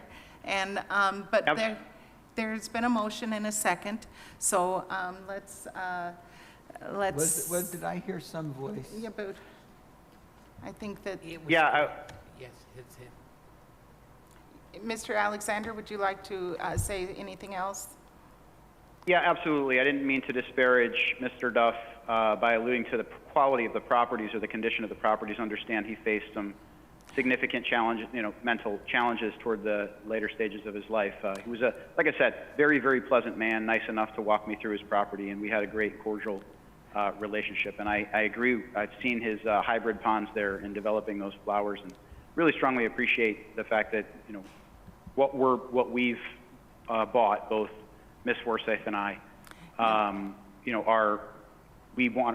I can speak from my perspective, and I believe she's pretty clearly articulated the desire to keep those properties and improve those properties kind of as original. Okay. So appreciate the time to talk. Thanks. Thank you, Mr. Alexander. So we can move now to the vote, since there's been a motion and a second. I did hear the motion by Guy. Was there a second? Yeah, I think. I will second that Okay, motion. all right. It's been moved and seconded to approve both VAR-23-14A and VAR-23-14B, and that's for conditions number 53 from Chapter 802 for the 5-acre requirement, as well as the side yard setback requirement in Chapter 833. So a vote in favor is a vote to approve both variances without any conditions. Pamela Davidson? Before we vote, I have a quick question. Sure. Do we want to put any conditions on this? Because there has been some concern if the family vacates the property, and we always worry that the variance runs with the property, not with the owner. Should we consider any conditions? Are we worried about that at all before we vote? From a staff perspective, you're saying? Yeah, I don't think we are. So you are approving a variance for a side setback for the structure as it exists? As it If there exists. was an amendment to its footprint, it would be right back here at the BZA. So Perfect. Thank you this is so a much. remodel allowance, essentially, to change the use. So Does that my make you feel? question has been answered. Okay. We don't need conditions. All right. Thank you. Okay. Pamela Davidson? Yes. Okay. Margaret Clemens? Yes. Guy Loftman? Yes. Dee Owens? Yes. Okay, the motion is approved by a 4-0 vote. Okay, thank you, everyone, for your patience, and a happy life into your property. Yes, welcome. Register Yeah. to vote now that you live here. Yes, that's always a good thing. You just had an Move to- important one in Chicago, so. You sure did. Yeah. Are you, I have to ask. are you moving to adjourn, Dee? I did. Okay, there are no objections. Thank you. Thank you. Thank you.